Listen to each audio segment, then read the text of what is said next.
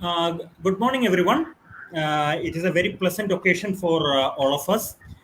Today, in fact, we are indeed grateful to Dr. Ritu Mathur, who is associate professor at one of the very reputed universities in the US, that is the University of Texas at San Antonio, US.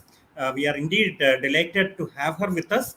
And on our panel, we also have Dr. Sindhupi Nair, the head of Regional Evaluation Center, Cochin. We have Dr. Premila O, Assistant Regional Director, IGNO Regional Center, Vadagara. We also have Dr.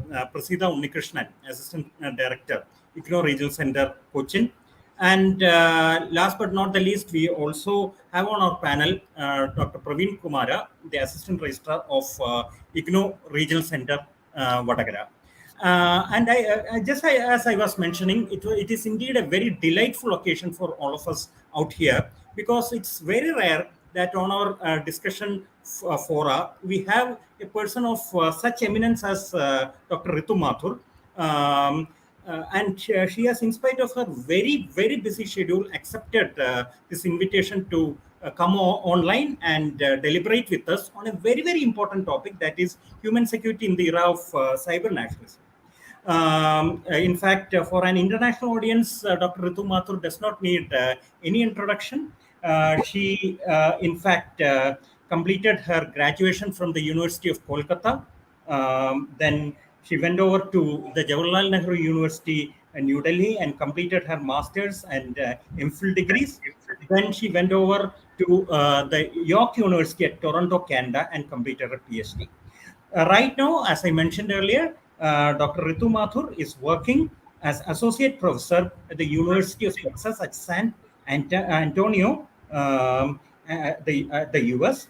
Dr. Mathur is a very prolific writer, and she has written a number of seminal books independently, apart from a slew of highly erudite articles which are highly recommended all over the academic space.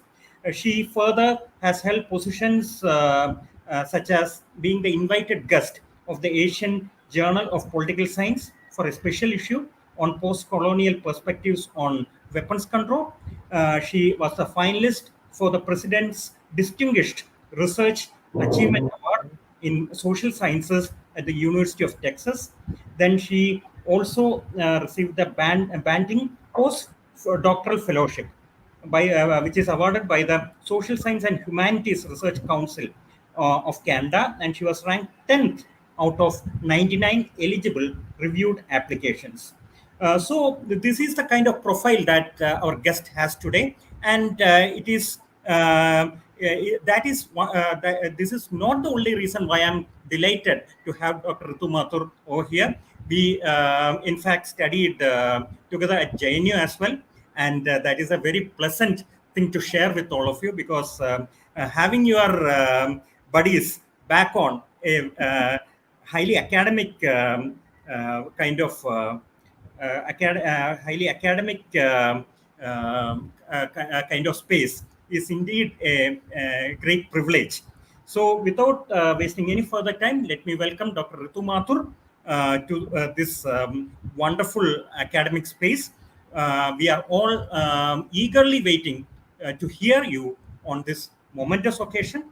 Thank you once again for accepting our invitation. And without much ado, let me request you to deliver your keynote address for our students as well as the academic faculty. Thank you. Thank you very much, Rajesh. That's really, I would say, a glorious introduction that I've ever received. But I really appreciate it very much. And I must say, Rajesh has always been the most kind and most generous towards me, even when he was my senior student mentor at the university. And so when I received this invitation from him, suddenly I could not refuse it because Rajesh is one of the most, he was known as the nicest guy on campus, actually. So, thank you very much, Rajesh. I appreciate it. Uh, Thank you, everyone, for joining us today. And This topic on which I will be talking to you about is human rights, not specifically human rights, but it's at the intersection of humanitarianism and arms control, right? That is the area of my research. So when I first went to do my PhD in Canada, I worked on the practices of the International Committee of the Red Cross, a humanitarian organization, and how they engaged with practices of arms control and disarmament. So that is actually the intersection of my research. I published a book on that, on Red Cross interventions and weapons control in 2017. After that, I basically undertook an investigation of the whole idea of the West and the rest, right? The civilizational discourses and how that is deployed in the field of weaponization, etc. So I published that book, Civilizational Discourses in Weapons Control, in 2020. I'm currently working on a new project. And so, what I'm going to be sharing with you is something just very, in a sense, what I would say, some kind of a sketchy outline of a project on which I'm currently working on. So, it's a work in progress. And I hope I received recently a book contract. So, this is a kind of just a first sketch of that outline which I'm going to be sharing with you over here. Yeah. So, without further delay, in a sense, I will please keep me on track, Rajesh, with the time. And so, if I exceed Sure, the time, let me know. sure, And sure. we No will- problem. Please proceed. Thank you very much. So, when I talk about this topic of human security in an era of cyber nationalism, what am I trying to bring your attention to? Right? I am trying to bring your attention to in terms of like what are the conditions of human security in an era of digital nationalism or cyber nationalism, right? Human security is a concept which has been there for several decades. It was a popular concept in the 1950s, and then it was renewed at the end of the Cold War again. And so, in some, basically, like a kind of a slogan, freedom from fear and freedom from want, right? So this idea of want in terms of having a right access, human right access to the internet as a human right, or the whole desire of living in smart cities to some extent, these are freedom, this thing in a sense are wants. And then this freedom from fear, right? The fear of, in a sense, living in an era of cyber surveillance, for example, or the idea of cyber attacks, etc. So these fears, which in a sense build up. So under these particular conditions, right, what is this precarity of human security, right? What is this dynamism of human security? How will this be played out? In my paper, I argue that the idea of human security or the condition of human security cannot be, in a sense, understood without contextualizing it within the broader context of cyber nationalism, right? And to understand this cyber nationalism, right, I basically delve into the critical security studies literature and the post colonial literature. And I do this because I want to pick, in a sense, on this concept of security archives, right? What do I mean by this concept of security archives? I'll come to it in a minute. Because the thing is that a lot of this literature, when you read on cybersecurity issues, it has a default preference for what I refer to as reactionary approaches, right? It's a default approach towards realism with its emphasis on state security, with its emphasis on national interest, national security, and the whole deployment of the gamut of concepts around deterrence, etc. Right? That is the basic framework which one finds time and time again circulating within the security archives. The security archives, I look at it much more broadly, and I refer to it from the idea of like the scholars such as Modembe and Derrida and Foucault. And I use this concept of security as some kind of an assemblage of texts, of assemblage of discourses, which can be used for coding and decoding the security archives. Now, in the reference to the concept of archives, basically, I'm using the idea of archive as some kind of a meta theoretical tool for analysis, right? And within this particular literature on archival study, how do you understand the security archives? There are certain things I would like to bring your attention to. First of all, I argue that most scholars today in international relations working in the field of security studies are suffering from archival fever, including myself.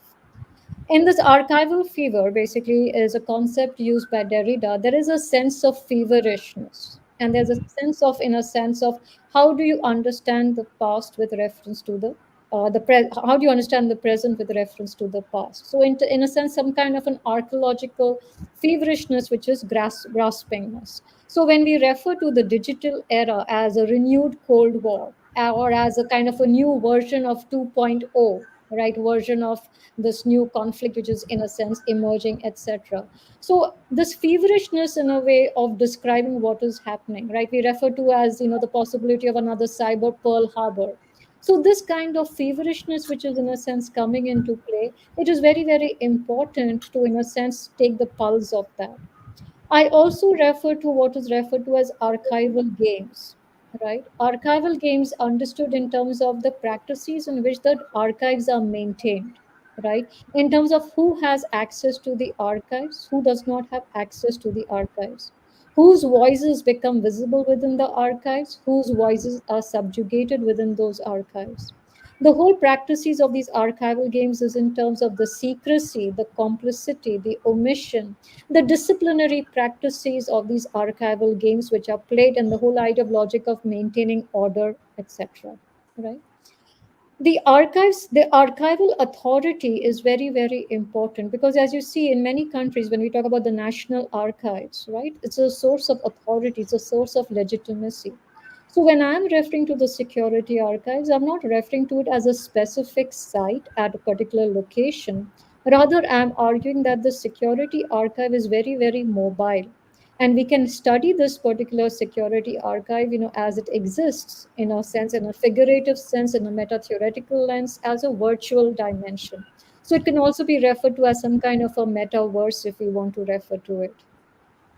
Another thing with these archives is the problem of archival contamination, right? Archival contamination means, in terms of when we are too focused on the past, right? How the past, in a sense, infects the future or infects the present.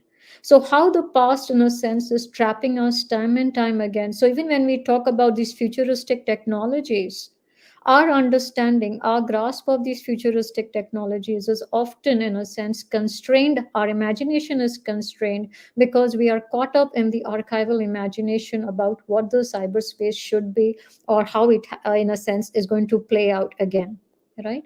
So this, using this kind of a meta theoretical lens, kind of is how I sketch my theoretical literature chapter in terms of understanding the archival psyche with which we are working on, because this archival psyche is in a sense what constitutes our national and our racial identities, and they have an important bearing in terms of how we make sense of digital nationalism. Within the archives, there are also embedded illusions of hope and illusions of recollection, right? How we, in a sense, recollect the past, and how we are always hopeful about the future. So these are, in a sense, the sense of the security archives. I argue that there is a sense of a paucity, a sense of lack within the security archives. And as we study the security archives, we are also touched by a sense of pathos, right? That sense of pathos which produces our sense of violence within the security archives, right? And I will expand on this violence as we proceed.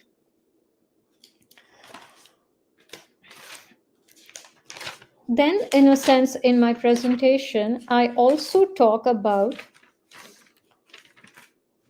that we need. So, when we're looking at the security archives, it is very important for us to resist the temptation of working with the reactionary approaches, right? The reactionary approaches in working with the security archives, and at least open the possibility of looking at some revolutionary approaches in security archives.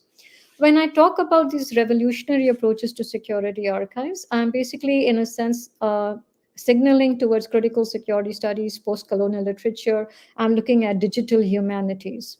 Because in these archives, there is an idea that there is not one single archive, right? There is not the archive. Rather, there is a collage of different archives. So when I look at the security archives, I'm looking also at the nuclear archive. I'm also looking at the intelligence archives. I'm also looking at the colonial archives. and how the languages which are borrowed, the texts which are borrowed from all these three different archives, how they create, in a sense, this metaverse of cyber security. Another thing with the revolutionary approach to the security archives is that it, in a sense, encourages us to confront our disciplinary habits of mind, right? And so once we become aware of, are we used to thinking like this? Are we habituated to thinking like this? And once we become aware of those limitations, then this possibility of us to, in a sense, suggest alternative approaches to thinking or viewing certain particular problems. So this, in a sense, can also help us to avoid problems of misrepresentation or mystification of certain particular practices in security studies. When I do this, in a sense, right, so taking this revolutionary approach, in a sense, giving this particular impetus, I also argue that when we look at the problem of digital nationalism, I, in my work, try to classify it into four different phases, right? So this four different phases of cyber nationalism, it's kind of a genealogy which has been developed over a period of time. And so I argue that the first phase of this period of cyber nationalism can be traced from the period of the interwar period, right? The Second World War onwards to the Cold War period. That is what I refer to as a more benign form of nationalism, which is practiced over here. Then I refer to the second phase. I'm going to discuss this. This is the first phase where we talk about machine translations between the superpowers. That is the first phase, right? The second phase is what I refer to as a very small period between the end of the Cold War and the period up to, say, 1996 approximately. That is the period where we look at, or you could extend it up to even to 2001 if you like it, in a sense. So that is the period I refer to as a very small phase of the phase two. The third phase is the phase I refer to as the post 9/11 phase, right? That was, in a sense, the war on terror phase. And there was this emphasis on securitization discourses. So that impetus towards securitization, how that infected the discourse, even in the cyberspace. That is where I'm going to work on the third phase. The fourth phase is what I refer to as a more contemporary phase, which I can trace from, say, 2000, 2016 or 2017 onwards. This was a time when President Trump came into power in the US, and this was also a time when the competitiveness of other actors beside the US, right? The competitiveness of other actors in the cyber realm became much more visible, right? So these are the four different classification periods, in a sense, the periodization which I provide with regard to digital or cyber nationalism.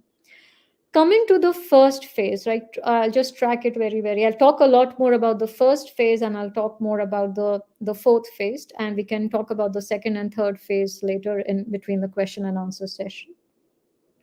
So when I look at the history of cyber nationalism going back to the period from the Second World War onwards, right, that was the time we find there was this whole, development of science and technology, because during war especially there is a lot of impulse, there's a lot of creativity, etc. So this was a time that you actually find that a lot of scientists were putting their heads together and weapons technologies were getting developed. So anti-aircraft weapons technologies, radar systems were being developed, etc.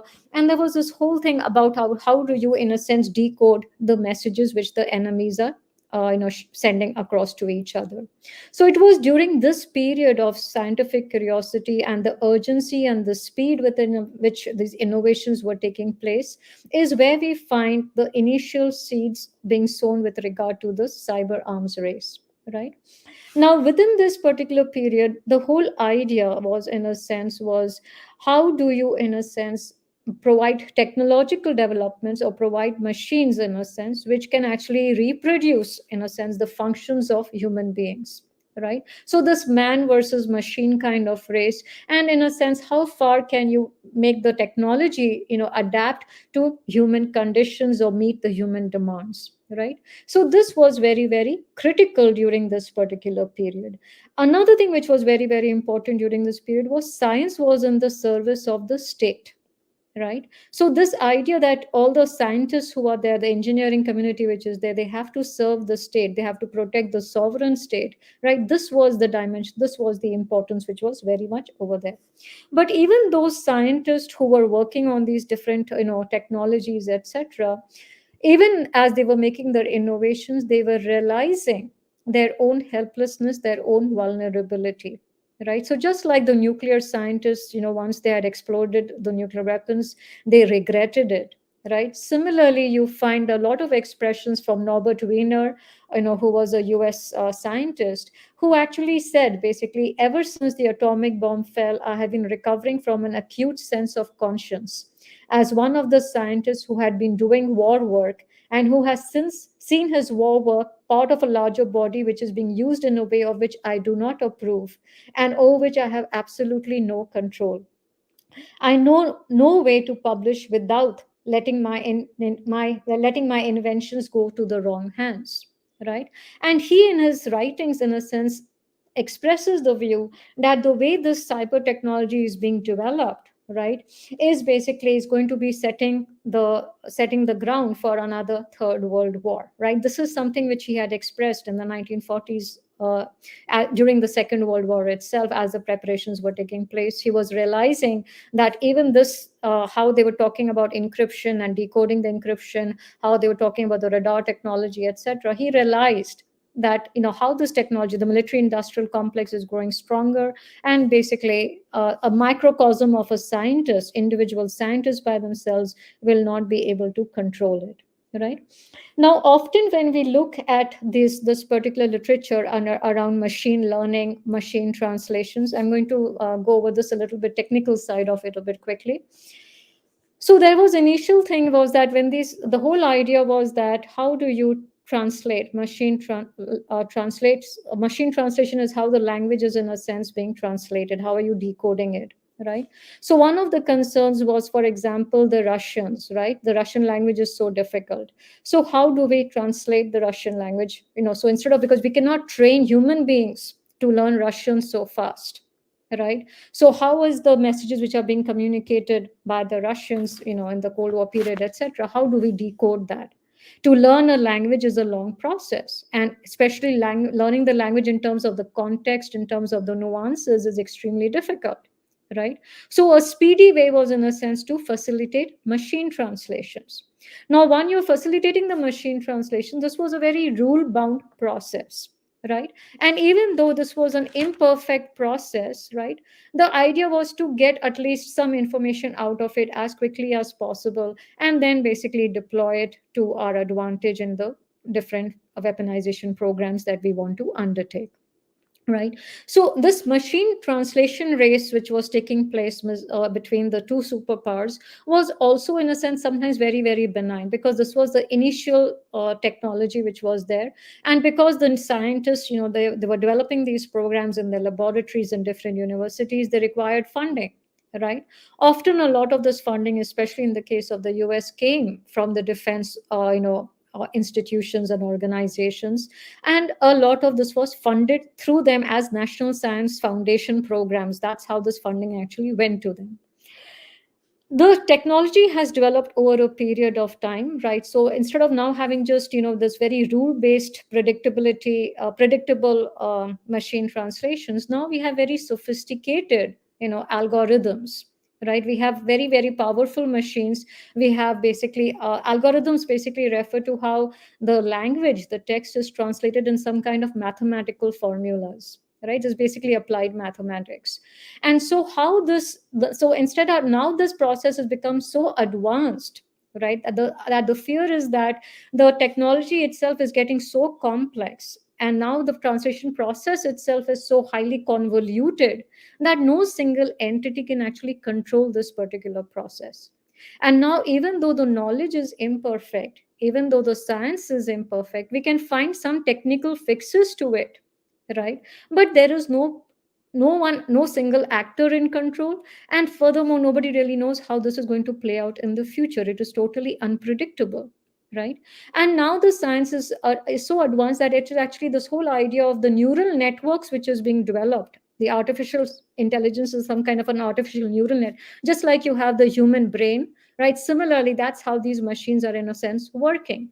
But how human beings process this information that we actually take is very different from the way machines, in a sense, configure this particular process, how they process that information, right? That is, in a sense, what is referred to as data management or data analytics, etc. So this machine translation or these algorithmic race, which has been taking place, often we does, if you read the popular literature out there and even the mainstream literature, there's always this sense of, oh, all the innovation basically came from the US, right? US is an open society, and in US, we encourage science and innovation. So there is this constant emphasis, right, on the hegemony of the US and US contribution in bringing about this revolution in military affairs, right? That is the discourse which we often learn from.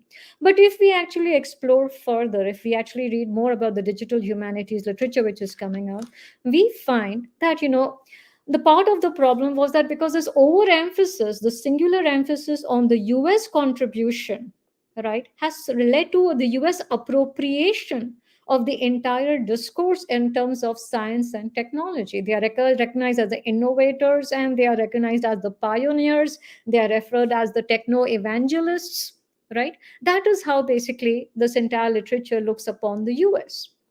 But you have to also recognize that in the US, because there was such a sense of urgency in terms of understanding what the Russians were doing, right, that there was, in a sense, of translating everything very quickly into English, right? There was very little respect, very little consideration, not only about the context or the nuances with regard to the Russian languages, but about all other languages. There was only this emphasis on English. So by default, in a sense, English became the default language of science. Now, anybody who is doing science in any other part of the world, right? So, most of the scientists from the developing countries, colonized and decolonized countries later, right? If they wanted to pursue science, if they wanted access to this literature, etc., they had to subscribe to the periodicals which were published in English, right? And so English became a medium for them to, in a sense, understand, what was happening, or what was the latest research taking place in Russia or US, etc. So it was not so much in terms of, and so this whole idea of science to be understood in the English language, and English is the default language of science, right? This basically constrains. So this idea of science is universal is actually a very, very problematic idea on two counts. Once, science is universal, but then it is only if it is understood in English. Second, science is universal, but technology is not universal, because technology cannot be shared by everyone, right? Whereas the fundamental principles of science, yes, you can find that out from reading scientific periodicals, etc. But technology has its own limitations. That is one problem. Another thing is that there is very little consideration, very little respect towards the contribution which came from other scholars from other countries. So if you look at it, there was the Russians, basically. Russians and China are both multinational societies. And one of the problems which they faced was that they could not do the translations, machine translations, only in one language, because they had a multi-ethnic, population which spoke many multiple languages. So the scientists in those countries were actually much more concerned about the context, the nuance, and the editing and the pre and the post editing of the translations itself. And it is in this context that the very notable contribution of Smirnov Troyansky from Russia is basically important to study. And this is neglected in some of the mainstream literature. Another very significant contribution came from a Chinese scholar who was basically a scholar of linguistics and phonetics, Chao Yun Ren. I'm sorry, I'm not being able to pronounce his name correctly, but with all respect to this particular scholar, because in China, right, even the Chinese, when it is spoken, there are many, many different intonations which are involved in the Chinese language. So when you are teaching a machine, in a sense, to produce these translation, or the phonetics which goes in terms of the machines are talking to you, etc., right, a lot of that input, right, and he basically collaborated with the American scientists. So there was a lot of respect between the Chinese linguistic scholars and the American, scientific scholars like Claude Shannon and Norbert Wiener, and they exchanged correspondence, right? And they helped work on some of the projects together with regard to the machine translations. But when we study the history, right, with regard to cyber security, etc., a lot of this history with regard to the contributions of these scholars from other countries is completely, in a sense, marginalized, and the entire focus becomes on the Bill Gates of today, or of the Apple, the head, in a sense. So in a sense, as if these white men, with all respect to them, but as if these white men are the only ones who made contributions to this particular field, which is basically an inaccurate representation of history. Another thing, as we move on, in a sense, is that if you look at the second phase, right, after the end of the Cold War, when there was this whole idea of a new global order, etc., this was also a period of the rise of the internet, right, and the globalization discourses which went around this idea of the internet. The world has become so small, and everybody's connected with each other, etc., etc. Now, even during this period of time, the social media platforms were emerging, like Facebook, etc. And there were, in a sense, very few documented cases of violence or attacks on the cyber infrastructure.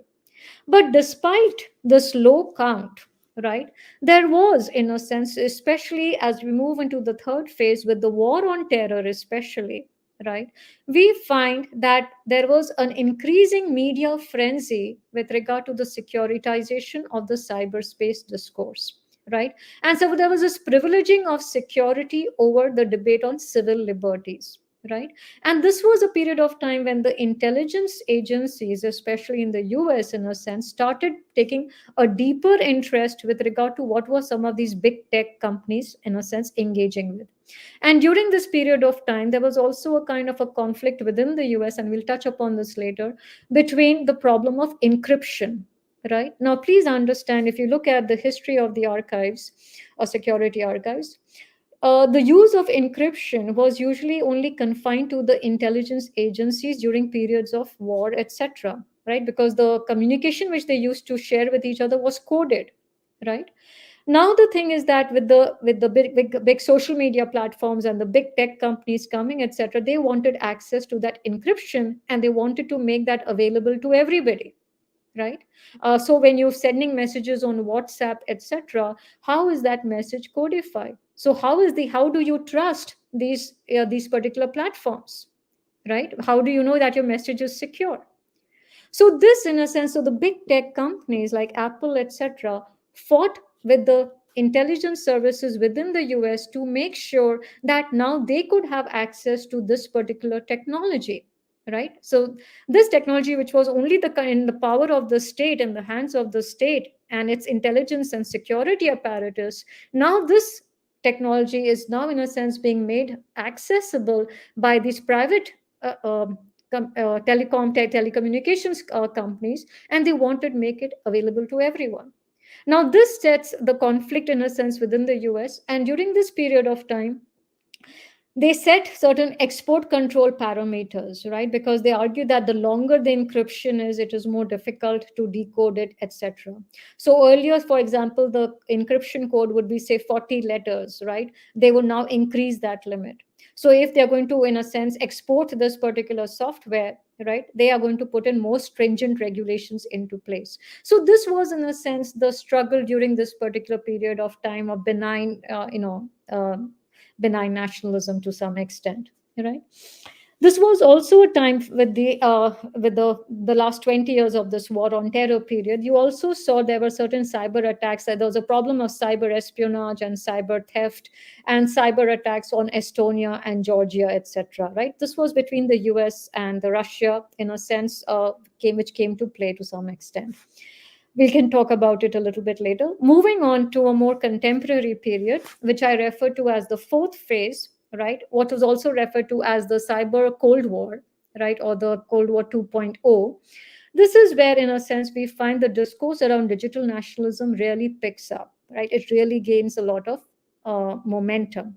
And you see in the entire Western media, there's the entire floodgate of speculation and accusations about cyber theft, cyber espionage, and cyber attacks against the West, which is destabilizing the international order. And this is not only just in the magazines and the books; it is there also in the academic periodicals, etc. You find a lot of these publications coming out from universities within the US, which are funded by defense establishment also. And so there are proclamations of shadow war, gray war, digital war, hybrid war, etc. And a lot of these proclamations are made in a very hyperbolic, exclusionary language. And this tries to manipulate emotions. And there's a kind of an extreme correlation, in a sense, between terrorism and nationalism, which comes into play over here. And there is always this sense of fear and vulnerability of a death by a thousand cuts, because the internet is so fragmented, in a sense.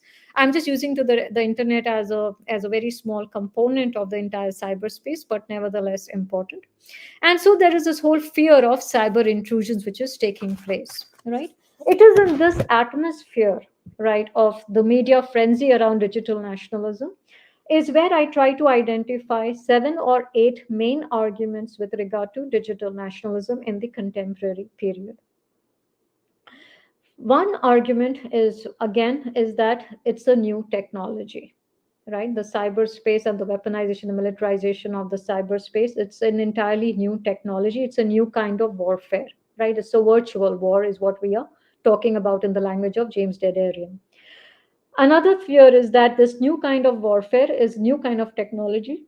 It is also a cheap technology, and so it can provide a low level entry point for other actors to compete with the powerful actors on the international stage, and there can be technological leapfrogging.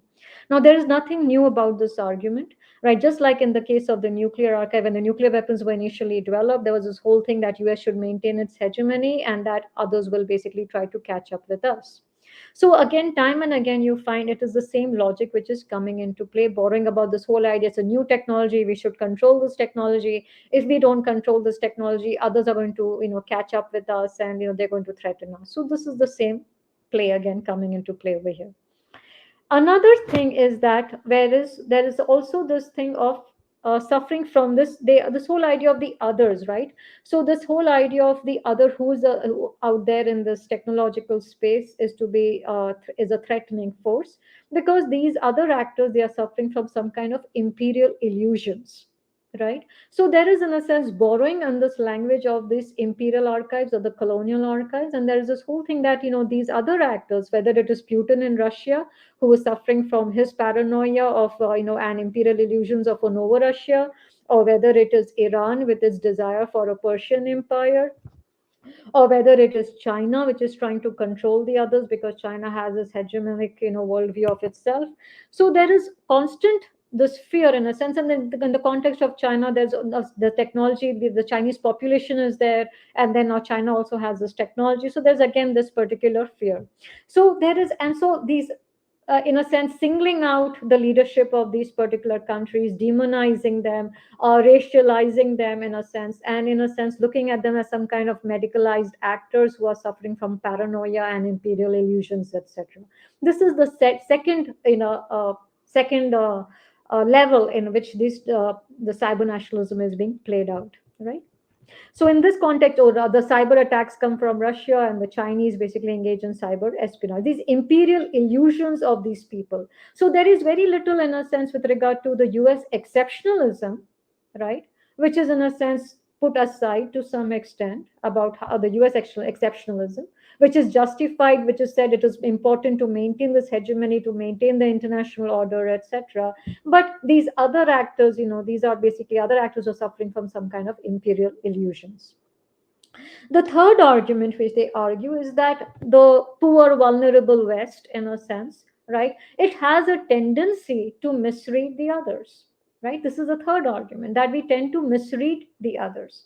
Now, one would think that if you're making an argument that there's a tendency to misread the others, then obviously you should dilute, or these particular accusations which are being leveled, they need to be tempered, right? Or the media frenzy needs to be tempered, but that is not necessarily the case, Rather, the argument is made that we misunderstand, or there's a case of misreading of the others, again building upon the security archive of perceptions and misperceptions, basically saying that, oh, it is so difficult to understand the others because their culture is very different from us, their language is very different, just like Russian was very, very different for us to understand. The Chinese language, the Korean language is extremely difficult for us to understand, right? And a lot of these societies are very closed societies, so the information coming out from there is also very, very limited.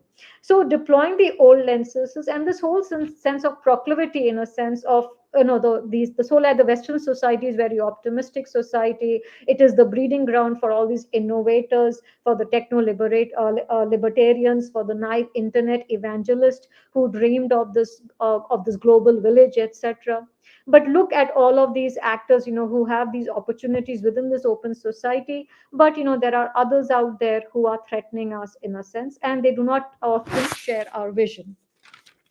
Now, this tendency, this argument about, oh, the West tends to misread the others, right, is often, in a sense, also a part of the problem, because, in a sense, when they argue that they have a tendency to misread others, right, but there is constant in these arguments, there is always a tendency of also looking down upon others, or patronizing others, scoffing at others, right? Just in the case of the Second World War, right, there was whole thing, the Americans were so insular, in a sense. They thought, oh, the Japanese could never come so far, right, come to and launch the Pearl Harbor attack, because they thought Japanese would never be able to fly these planes. There was all kind of racial misogyny which was, going on.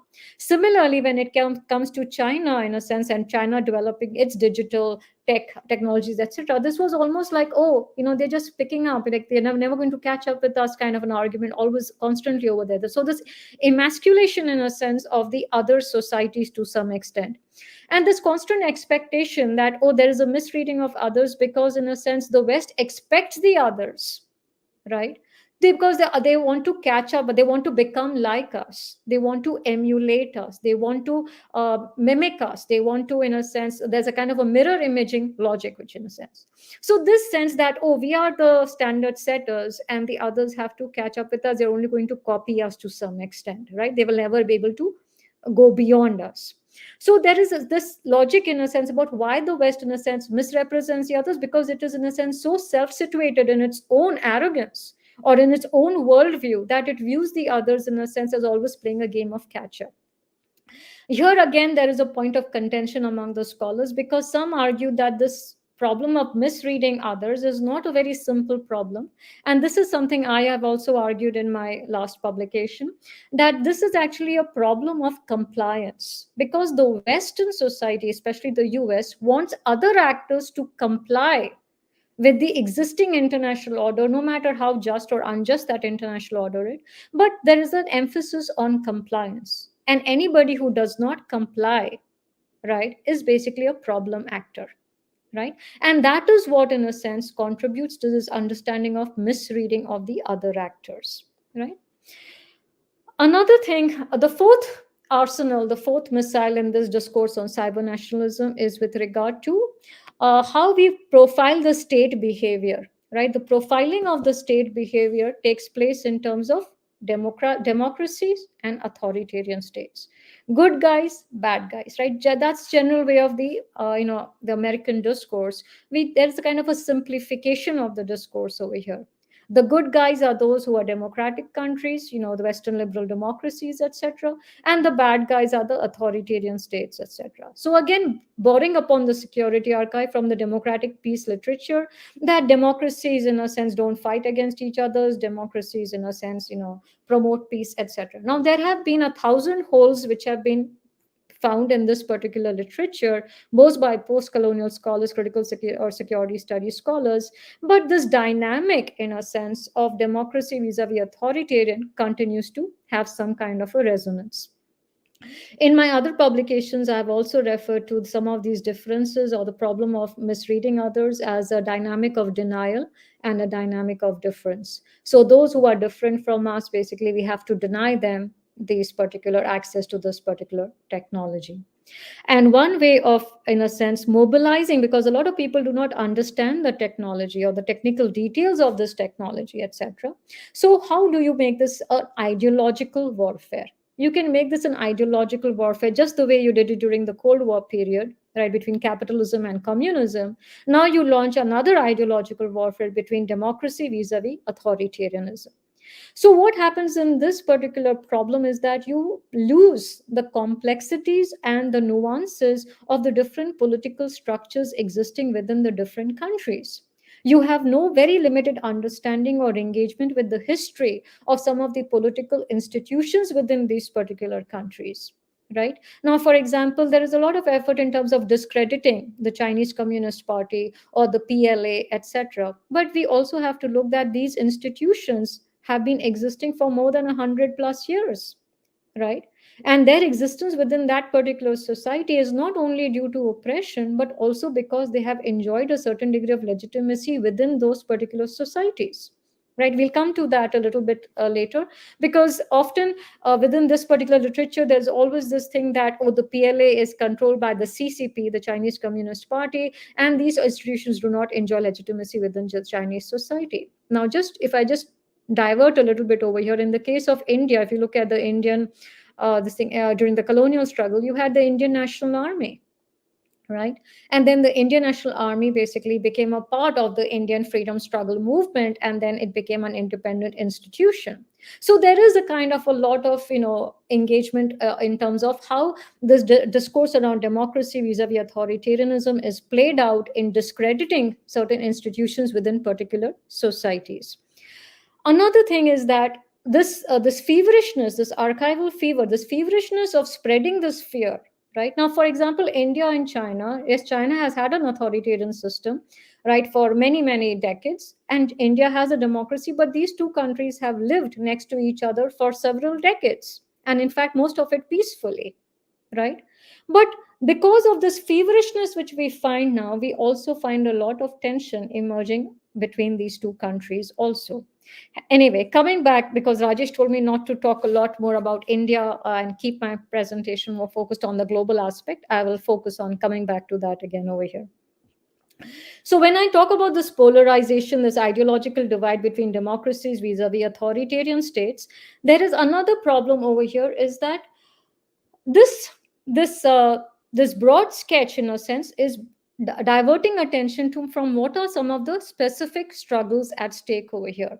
The specific struggles at stake over here is a kind of a conflict between global digital networks, right, which is often led by the big tech companies of the US, the global digital networks, vis-a-vis the national digital networks which China, Russia, India, Iran are trying to develop.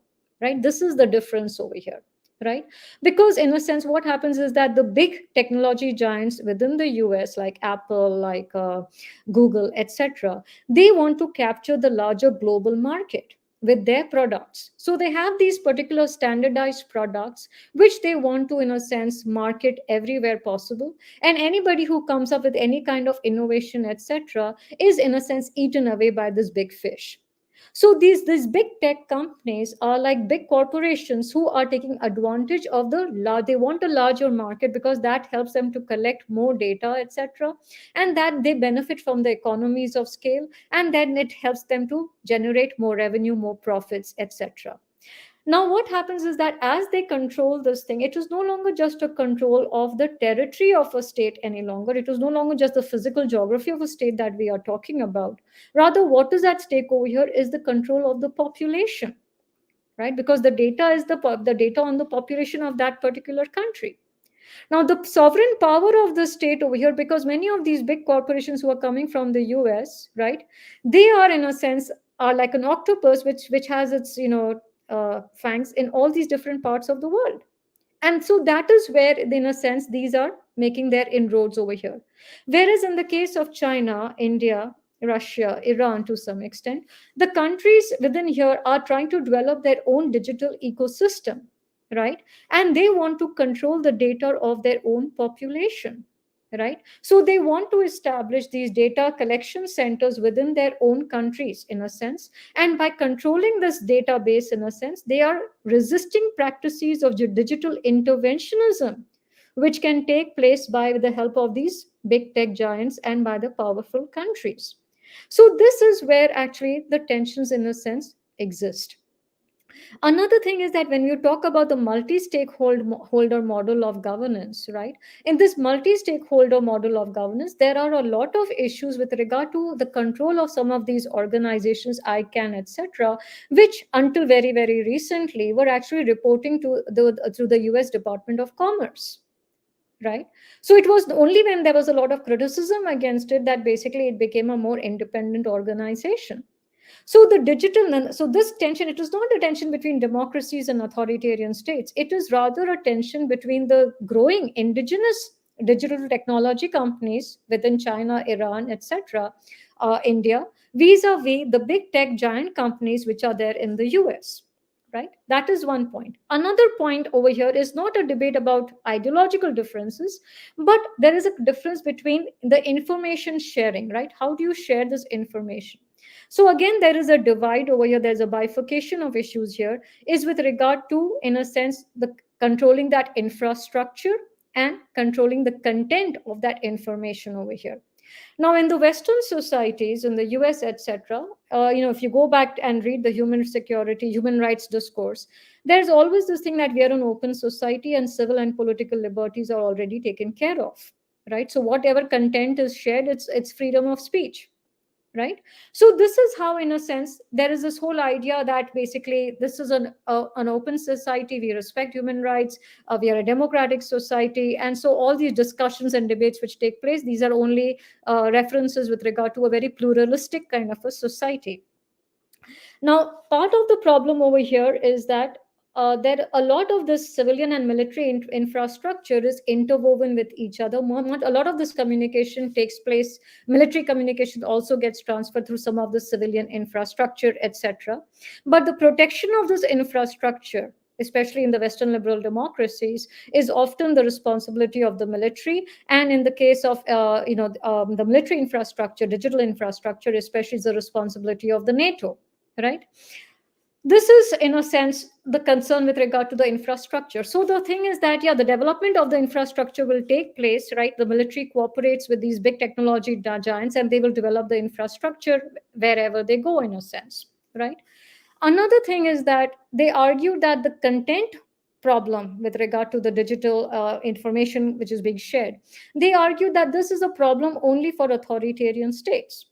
And so they argue that, oh, these states, because they are lacking in legitimacy, because there are human rights violations within these countries, so they want to practice censorship, and basically they are fearful that there can be subversion of their rule, etc. And that is why they are more focused on content and not so much on infrastructure. Now, if you look at it, some of the issues with regard to this, so how can you say, in a sense, that uh, surveillance or censorship is only an issue in the authoritarian states and not in democratic countries? Because if you look at the history, right, again, there has been a lot of instances within these open liberal democratic societies, with the Edward Snowden leaks, where you found the intelligence agencies, especially after 9/11, collecting information on the American people themselves without actually informing them, right, violating their own privacy, etc. So it is not as if the repression or the suppression takes place only in the authoritarian states. Yes, it can be a degree more, definitely, compared to the democratic countries, but it is to bifurcate these issues, saying, oh, we are absolutely on the right side with regard to human rights issues, etc., and these countries are the violators of human rights, and that basically surveillance and censorship is only practiced in these societies but not practiced over here, etc. Again, this in a sense arbitrary division of these issues, this requires a little bit more care and attention over here, right? Another argument, which is, so when I'm just, in a sense, rephrasing this, so the difference is not only just ideological in terms of democracy vis-a-vis authoritarian. The real tension is between the global digital networks, control over the global digital networks, and control over the national digital networks. The tension is really with regard to the information, who controls the infrastructure and the content. That is the real tension, right? Moving on from here, is another thing is that as these tensions become more and more vociferous, it is important to find, in a sense, caricature, a kind of a bogeyman, right? And in this particular case, I argue that China is, in a sense, now fitting in that particular role, because you need another. So, to justify these particular security practices, you had Russia, and now you also had this whole axis of Russia, China, Iran, North Korea, etc. This entire axis of evil, which in a sense keeps coming up into play. Now, in the case of the China, there is a concern that the Chinese government has encouraged its entrepreneurs, right, to basically develop the Chinese digital, cyberspace in a sense, and they created an environment which was conducive for domestic competition, right? Now the thing is that after 2016, we could see that the competitiveness of the Chinese was becoming increasingly more visible, and Chinese exports were getting a bigger share of the market. So getting a bigger share of the market is a threat, right, to the US corporations, to the big tech giant companies over here. And another thing is that once it is also regarded that if China basically starts exporting these technologies and capturing the markets in other developing countries, etc., it will enjoy exceptional leverage over these other actors also. So one biggest concern with regard to this practice of nationalism was that they're going to capture the markets, and second thing was that basically it will grow its sphere of influence. So the Chinese technosphere of influence is growing, and basically the Chinese who are now in a sense are articulating their concerns with what kind of international technology standards should be established. So when the Chinese and the Russians, or even the countries from Africa, when they talk about this multi-stakeholder model of governance, in a sense needs certain corrections, or when they talk about establishing a global solidarity fund, right, which will help share the benefits of the cyber technology with the others, this again is hardly ever reported. This is again hardly, in a sense, marginalized or discussed. It's always, in a sense, if they present any arguments, in a sense, this is almost as if, oh, they are trying to destabilize the international order, right? Now, we have to understand that in the Chinese cyberspace, nationalism is a very important strain of thought also. Now, the scholars who have studied, right, the nationalism in the Chinese cyberspace, they argue, they make three or four key points. They argue that, what the Western scholars or the Western press does not seem to acknowledge is that nationalism is a double-edged sword. So, while to some extent nationalism brings a certain degree of legitimacy to the government, to the state, right, because it is protecting the people, it is controlling the territory, it can bring that legitimacy. But the thing is that those forces of nationalism can also be used to subvert, right, the authorities, subvert the government also. So the Chinese government itself monitors how the nationalism discourse is taking place within its own country. It does not want it to escalate beyond a certain point. Another argument which some scholars argue is that the Chinese do not even look at some of these issues from an ideological paradigm any longer.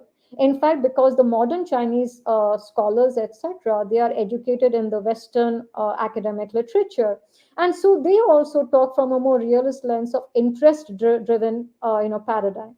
So they argue that even the Chinese scholars, even these post-colonial scholars from these particular countries, they're now speaking the same language in a sense as some of these Western scholars when they talk about national interest, national security, etc.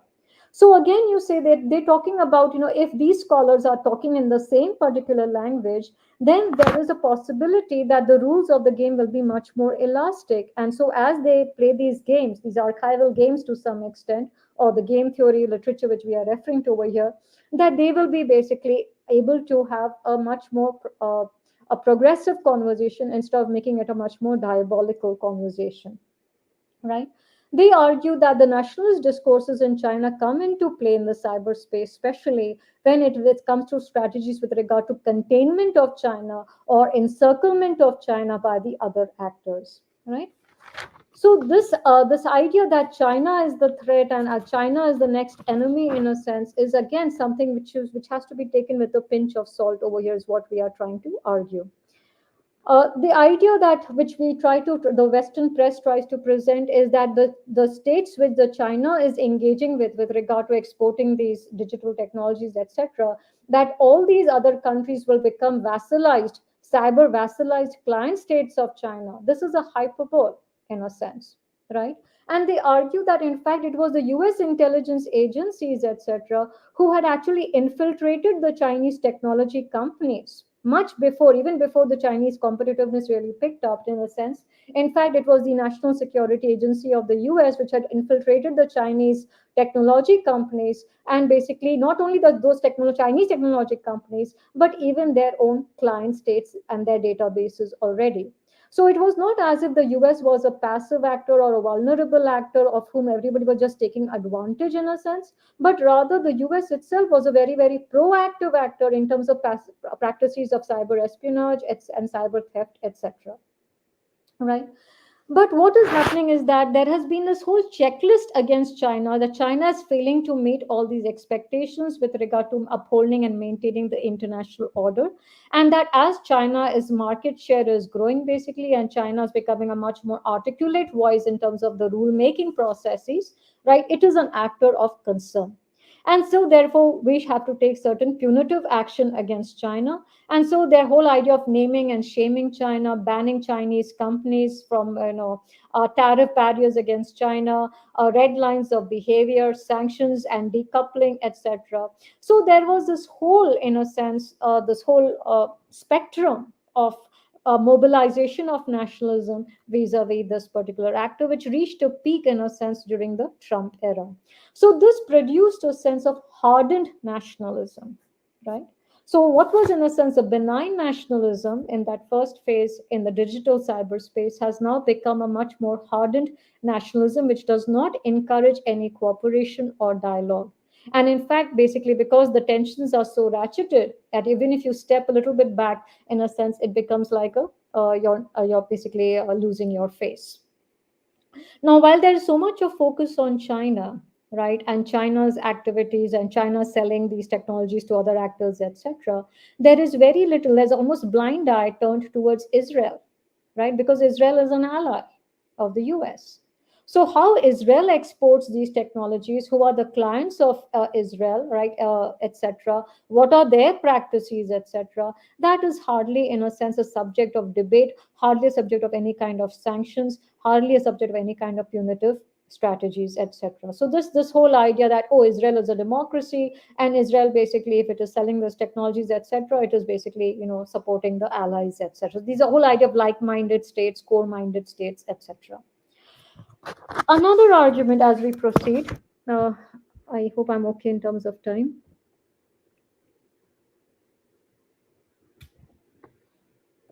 is that, oh, Americans are extremely vulnerable, right? This whole idea that America is very vulnerable, America is very unprepared, and basically, because we are an open society, we basically feel threatened by other actors. Now, that has always been the argument, and that every war that we have waged for human rights, we waged for freedom, protecting the freedoms of the people, etc. So this entire morality play discourse which comes into play, whether it is in terms of territorial conflicts, whether it is in the cyberspace, it's almost the same, right? So there is this whole morality play that we are patriotic actors, we are fighting for our freedoms, we are fighting for our democracy, where are these other actors, they are the rogues, they are the thieves, they are the ones who are basically having suffering from these imperial illusions. This, so in a sense, we have to investigate about what is the source of this vulnerability, right? Why is this acute sense of vulnerability in the superpower, right? This vulnerability stems because, again, of the American capitalist system, right? Because, first of all, there is, in a sense, everything is privatized and nothing is American made anymore. There is no manufacturing in America, everything is outsourced, right? There is this whole fear of disruption of supply chains, sabotage, attack, etc. Right? So if the outsourcing is taking place, etc., in China, etc., the manufacturing can be basically hijacked. There is this whole idea that the privatization in the Western societies has gone to such an extent that the critical infrastructure, for example, the electricity, power grids, etc., is highly privatized. So any attack on this infrastructure basically is no longer under the power of the state, because these are all controlled by private corporations, right? So market deregulation, and another thing is that these corporations are so powerful that basically the power of the state, even the most powerful sovereign state in the world, the US government itself, cannot regulate these companies any longer. In fact, the antitrust laws within the US are extremely weak. Every effort to call these big tech giants, and their CEOs to the Congress is basically an entire satire. It's a comedy show in a sense, because many of the people sitting in the Congress do not understand the technology also. Another thing is that within the US system, there is this whole system of public private partnerships. In this public private partnership system, what is happening is that the practices of state monitoring or regulation or inspections is completely, in a sense, diluted. In fact, what these companies are doing is basically practicing self regulation, right? Even the audits of these companies basically are, to some extent, the auditors are paid by these companies. Another thing is that a lot of these companies, uh, the whole idea is that this public private partnership, they should only share the information with the government, but the information that they share with the government is also at their own discretion.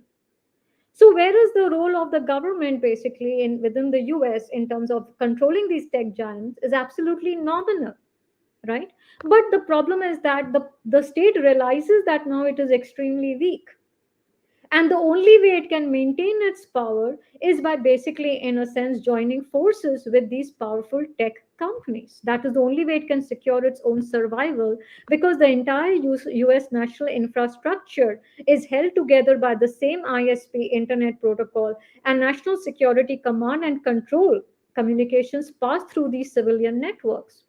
So they have no choice but actually to cooperate with these particular big tech giant companies. So just like during the colonial era, the East India companies, etc., they had the backing of their state when they made inroads into the different parts of the world, right? Similarly, these big tech giants now have the backing. Not only do they have the technology, but they also have the coercive power of the state, the US military backing, in terms of their interventions or their market share in different parts of the world, right? This brings us to another, so this idea in a sense that, oh, we this dynamic of being of the winners and the losers in this particular game, that, oh, if these big tech giants in a sense do not cooperate with the US government basically, then basically, we will lose our place in the world order, right? We will lose our supremacy within the world order. This is a very, very important concern over here. Another part of this particular discourse is that within the US, in a sense, there is the whole argue of techno capitalism, is what I talk about here, right? So there are different discourses on nationalism which are emerging. So, first, the idea of nationalism is always associated with the state, right? How the state mobilizes nationalism. But what we see in the cyberspace is what our scholars are referring to as different practices of banal nationalism. Banal nationalism refers to everyday social practices of production and circulation that help constitute and deploy ethnic and national identities. Some people are talking about, in a sense, hyper and hypo nationalism with regard to techno nationalism. And that is what I, in a sense, focus upon. Because in this capitalism, techno nationalism is what we see is that the source code, the servers, the databases, the regulations, they are all within the power and control of these big tech giants. Now these big tech giants are much more powerful than the sovereign state, so much so that they are now exercising what is referred to as virtual sovereignty. So it is not as if the state sovereignty has been totally done away, but rather it has become, in a sense, a shadow of what it actually used to be. And what we have in place is virtual sovereignty. This has also led to a classification, a new system of classification of the state actors and a new system of classification of the corporate actors. When it comes to the state actors, right, there's another hierarchy which is emerging. And some scholars basically describe it as there are a category of three different states here. States who are producers of this digital technology, especially artificial intelligence, they are the producers of it. Second is the providers of the skill sets or the expertise with regard to this kind of technology in terms of the IT engineers, etc. And third are those states basically who have no choice. Neither do they have the skill set, neither are they the producers of this technology, but rather they are dependent. So they are outsourcing their sovereignty. right? They are basically, in a sense, inviting others, in a sense, to control their databases, to control their data centers, etc., and in a sense have a backup copy of all the government documents, etc. An example of that is in the case of Estonia. And what these states are doing is basically they're outsourcing their sovereignty, and that is what is referred to as some kind of a data embassy, right? A data embassy basically is what is that, that after Estonia was attacked, a lot of that information was backed up on servers which were outside the control of that particular country, right? So anything basically, if ever their system comes down, that information is under the control, right, as a backup file by other servers, by other technology giants which are basically from other countries. When it comes to the corporations, again we see again a hierarchical structure just coming into play, and scholars again classify them into three types of actors: globalist firms, right, which have a global in a sense uh, global presence in the technology, in the cyberspace. Then you have the national champions, for example Microsoft, and these national champions are eager to work with the government, especially the military establishments within the government, so that basically they can make they can have lucrative business contracts and make more profits, etc. And then there are the techno utopians who are still thinking about a free society, etc.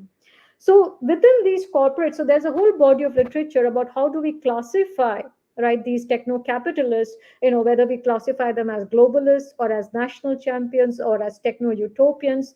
And also to the extent that these actors cooperate with the state apparatus, with the military state apparatus, they're also referred to as the black hats or the white hats. If you cooperate with the state actors, then you're referred to as the white hats. If you don't cooperate with the actors, then you're referred to as the black hats.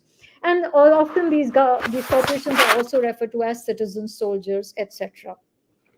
With this kind of mobilization and this kind of co-optation, in a sense of or the kind of the partnerships which are emerging between the public and the private sector, especially in the developed societies, the the nationalistic discourse is also a become, because it's also very very dangerous discourse to some extent, because what is happening is that as this discourse results in hardened nationalism, you also find a digital arms race taking place, right? And I will just throw a few key points over here and then I'll pause.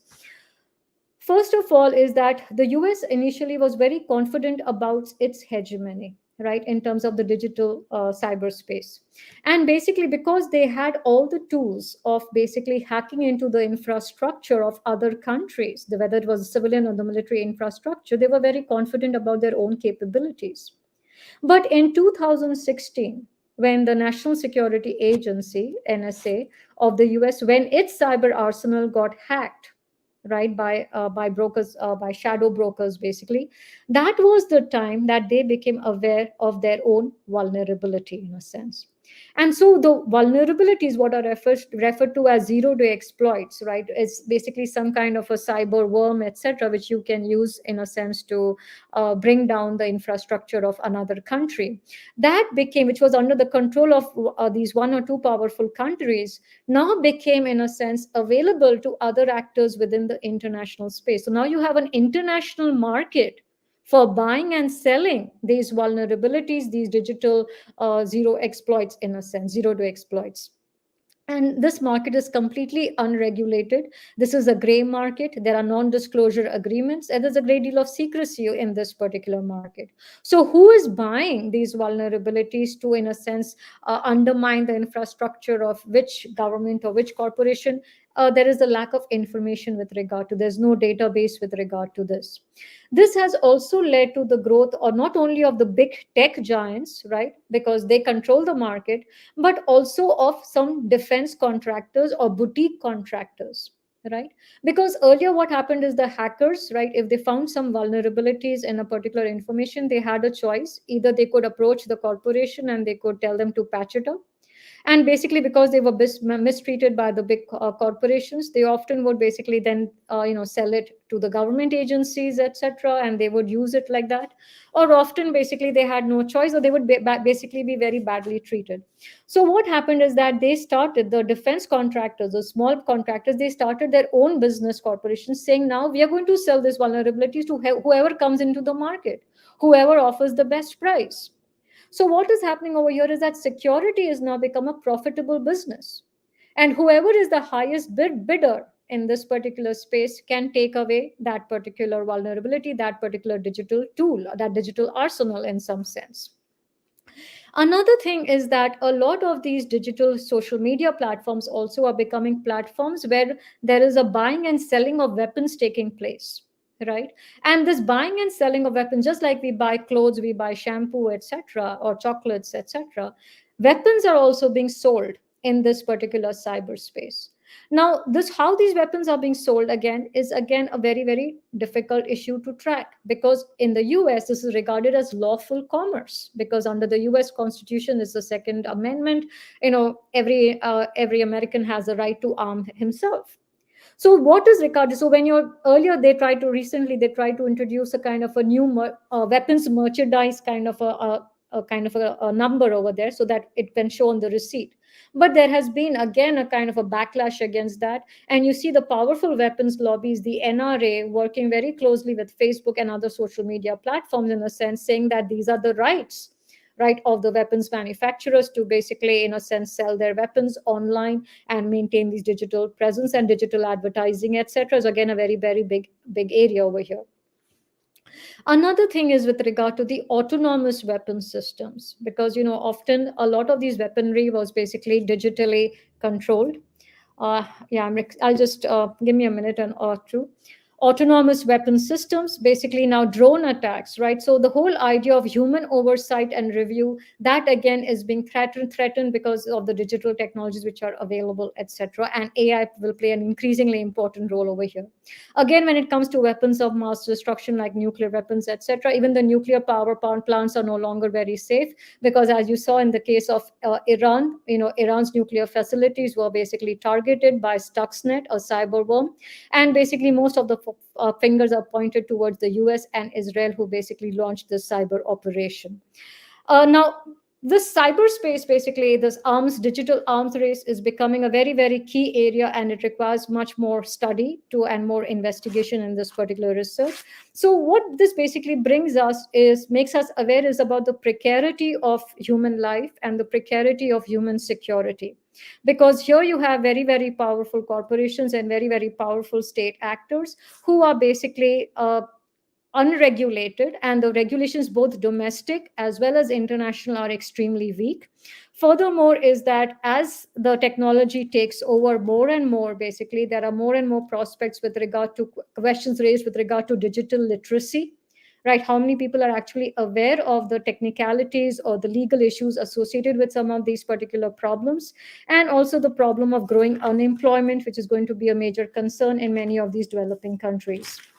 Right. So what is happening is that if you have only a technocentric discourse, if you only talk about a very specialized technology discourse, then you are basically alienating the human. And so a lot of people are, in a sense, asking the questions around the modernity of the West, whether is this a universal formula for all the people living over here, in a sense. So this is where basically a lot of concerns are expressed with regard to modernity, and there is a lot of fear with regard to how this modernity exercise is being used to, in a sense, not only design humanitarian interventionism but also digital interventionism.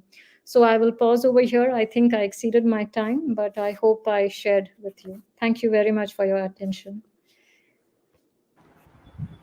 Thank you, Ritu. Thank you for that wonderful presentation. In fact, many of the aspects which we mostly ignore in our day-to-day discourses have been brought to life by your really wonderful presentation. In fact, you have given a clear worldview to not only the panelists but also to our learners who are watching this program as to how this whole issue pans out in reality. And the way you have categorized the various eras of cyber nationalism into four, and with the kind of characteristics that each of these phases have, is in fact a very good insight for each of us, because we rarely categorize it in this fashion. In fact, many of us simply say that yes, there is cyber nationalism, or there is a lack of it, or we wish to have more of cyber nationalism. This is the kind of discourse that we often have on various channels, especially the news channels, which we see, including many of the Western news channels. But the way you have put it, the nitty gritty of the issue has been laid bare, and this will definitely promote much more of a informed discourse. And all of us, in fact, look forward to your new book. I hope it will be on the shelves very soon, and we can definitely have the benefit of that in the near future. And one of the important aspects that you dealt with was the kind of categorization that exists in the international sphere with regard to the Western world and the non Western world, with regard to the kind of nationalistic practices each group adopts on various occasions. In fact, I would like to raise a couple of issues here. It's not an issue, but I may or may not be correct on this aspect. But I feel that since we have the law of the sea declaring the seas as a global commons, similarly, the outer space has been declared as a global commons. Similarly, there are various other things which have been declared as commons, which everyone needs to benefit out of through their rational use. Why not there be a movement towards declaring the cyberspace also as a common? I feel that would be the a step that the UN and its affiliated agencies should take up in the near future. The second issue that comes to my mind based on your presentation is that there is, in fact, a movement towards a neo cyber colonialism which is emerging really fast. Whether it be on the side of China or be on the side of the Western world, there is an active attempt to actually create a kind of colonialism where one group is the master of all data as well as the master of all technologies as well as infrastructure, whereas the other group is in fact the recipient or something akin to what the earlier colonialism really looked like in terms of products and economy. So this is something. If you have time, kindly do put some shed some light on that. And the third issue is the issue of how this whole scenario changes when we talk about the ability of nations to take informed decisions when it comes to cyber nationalism. Because a lot of nations would not be, especially the ACP countries, would not be in a position to take informed decisions when there is a cyber dictation going on against you. So, how countries can effectively deal with such scenarios? These are three issues which immediately come to my mind when I go through your presentation. And thank you once again for that wonderful presentation. If you could kindly throw light on these three aspects, then I can invite my other colleagues also to share their views on this. Thank you, Rajesh. I'm sorry I didn't have a PowerPoint ready, but I thought, I would hopefully just talk about the issue and that would clarify it. Right? First of all, I do agree with you in a sense that it is very, very important to create a much more conducive environment for negotiations to take place between different actors, state and non state actors. And this is especially important for cyber arms control practices. But this cannot take place, right, in a sense, because right now there's an atmosphere of a kind of a distrust, and there's an atmosphere of using all these ideological, tools of democracies, authoritarianism, etc., some kind of a smoke screen, so that you cannot really have any kind of a serious discussion on what are actually the points of negotiation, right? Whether who's controlling, how this infrastructure should be controlled, how this infrastructure should be monitored, what should be the practices of transparency, what should be the models of governance which need to be discussed, etc.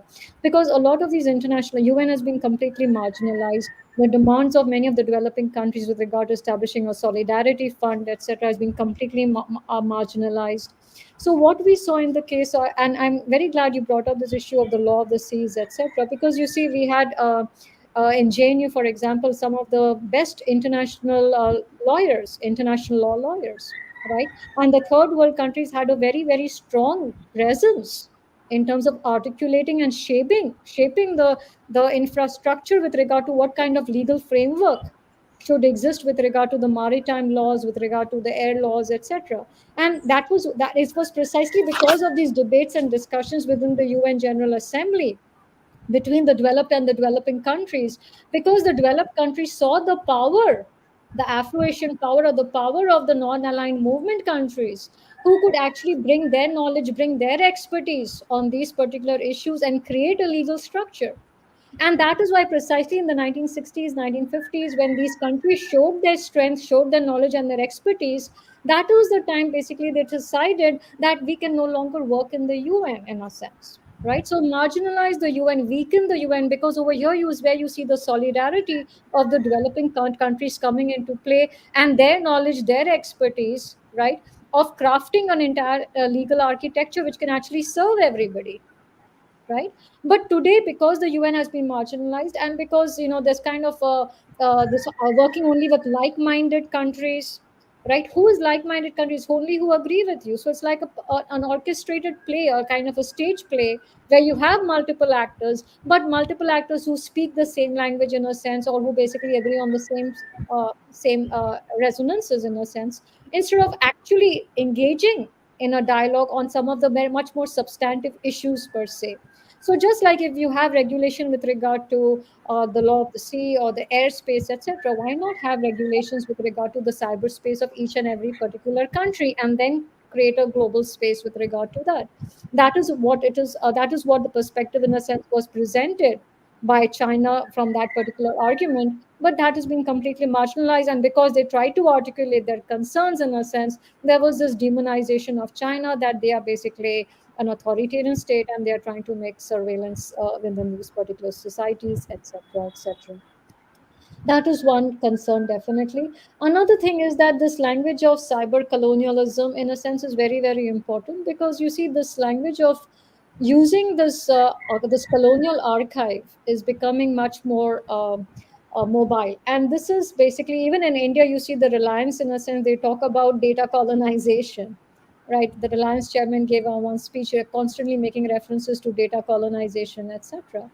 So the argument is, in a sense, whoever controls this data, or whoever has access to this data, right, is going to be able to basically, in a sense, influence the future. The technospheres of influence are growing, right? And so today also, I think yesterday or today, the Indian government passed a law, in a sense, saying that anybody who tampers with the Indian census data, etc., will be imprisoned for 10 years, right? So you see the kind of the security, the power of the state which is coming into play with regard to the securitization of the data control practices is extremely significant. And so today, when the data is being controlled by these big tech giants, in a sense, right? Because there always this concern was, oh, Huawei is getting this data. So, for example, when the India-China confrontation was taking place on the Galwan border, right? There was this whole thing, oh, we are going to ban these companies. And a lot of US politicians spoke up against these Chinese companies. So there was a kind of a smoke screen saying, oh, we are going to ban these companies, right, within the US. So India went ahead and basically got rid of a lot of these companies, in a sense. But the US, in a sense, still continues to extend, maintain these relations, right? So it is talking about, oh, banning them and this thing. So yeah, so in terms of the public picture is there, the smoke screen is there, but the actual decoupling has not really taken place to that extent. It is not even possible. It's not even feasible, right? And another thing when we lose out is that also, because a lot of these Chinese companies, they were the ones who were providing the investment to the startups, right, in many of the developing countries in the digital technology, this thing. But you see, the investments for the startups in the developing countries never comes from the big technology giants. They either will absorb these startups, or they will give them an employee kind of a position within their companies. They will never fund the startups. So that again, in a sense, is so that this fear mongering which comes into play is very, very, you have to be extremely careful, because the developing countries, they're used as proxy actors, because they are used as actors, or because they, in a sense, they have their servers, etc., could be used to launch attacks, etc. So they're scapegoated, in a sense, right? And so these practices of divide and rule, these practices of, in a sense, of the colonization with regard to who will control the data, who will control these people, etc., they again, these maneuvers, these colonial maneuvers, they keep coming into play again and again. Thank you for that clarification. In fact, it has set the tone for further discussion. Sindhu madam, you are online. Would you like to come over, ma'am? Yes, sir. Yeah, Okay. please. Yeah. First of all, Dr. Ritu, it has been wonderful listening to you. In fact, beyond the timelines that you have agreed to be with us at this time. We didn't require a PowerPoint from you because it was very clear with good articulation, everything. We had real kind of enrichment from you throughout. And thank you, Rajesh sir, for bringing Madam here for us, for enriching us with this very special session. We were listening to you intently, ma'am, and we do understand how you really took us through the various stages, all the four different stages that you elaborated in depth. And some of the thoughts that come to me, I'm not an expert or, not that I can comment much on this, but nevertheless, some of the thoughts that come to my mind as you have given us this very lengthy and very learned discourse on this subject is on one side of it, we talk about cyberspace, which is for all, for every individual now is a digital citizen in his own way, and the other side is the countries. And one thought that comes to my mind is that we have so many dimensions when you talk about cyberspace. One, of course, as you pointed out, is at the country level. The other important player in this whole dimension or whole aspect of cyberspace is the corporates. They have their own spaces and places to play, and which is in a way impacting the entire topic of discussion. And so basically the one aspect that comes is that perhaps we need to have at a country level a more resilience building mechanisms at a national level for more countries. That is one side of it. And as you were mentioning rightly, that every country is moving into having their own digital ecosystems, and how good each country is on that. Very many examples you have given on these aspects to throw light on that. So the other aspect is that we are moving into an era of more of artificial intelligence and machine-driven space, and time would not be very far where we have more of interventions of this on the cyberspace more than now. So perhaps when you look at an international level, perhaps it calls for bodies like United Nations and all to come with more kind of more uh, developed standards of conduct, maybe code of conduct, so that this entire aspect is taken care of. I do not have much knowledge on that. Perhaps if you could throw light on what are the measures taken by international bodies such as the UN towards this, because finally, as the first point you mentioned, it's about human security and the world peace and etc. So what are the measures that we have in the long run? On one side, we are moving increasingly technology driven, and other side to ensure security and the overall global world that we call, what bodies like UN have been able to do, or other challenges in that, and what looks forward, especially in an era where more of machine driven living is going to happen. So that Thank you. was it, ma'am. Yeah, that's a very good question, actually. And even if the students want to ask questions, I'm more than happy to take them in a sense. But I know it's getting late also over there, so I'll just keep my comment a little bit brief over here. First of all, as I mentioned earlier, that the forces of cyber nationalism, in a sense, are growing, right? And how the state actors, how the corporates are going to play out in this is going to be a very, very important role. But that does not mean that people are completely helpless, right? The thing is that UN is one organization, which is obviously where the voices can be represented in a sense. But as we see more and more marginalization and defunding of the UN taking place over here, and now also with who's going to come to power in the US with the midterm elections taking place this week and the next, it's going to be even more this thing. The other organization, the other specialized agency is the ITU, the International Telecommunications Union, and that can play a very, very significant role over here. Also, the thing is that even within the European Union space, right, the European Union actually has very, very stringent regulations, and they have brought in certain legal frameworks to make these particular corporations accountable. So, for example, even with regard to, for example, individual citizens and their data, which is there on the cyberspace, right? Now, that data, once anything which you write in the cyberspace is never deleted. You think that you have deleted it, but it is never erased. It is always there. right? But then there are always certain aspects of our life which we don't want to disclose to everybody, right? There's always some privacy which is required. And so people within the European Union, etc., they have actually fought and they have waged these campaigns with regard to campaigns called Right to be Forgotten, in a sense, saying that, some of my information, supposing somebody has a criminal past, right? But now they are rebuilding their future and they don't want that criminal past constantly to be highlighted or stigmatize their future. So they actually have gone to the European Court of Human Rights, etc., and they have waged campaigns against these corporations, saying the corporation is basically storing my data. They need to erase that data, right?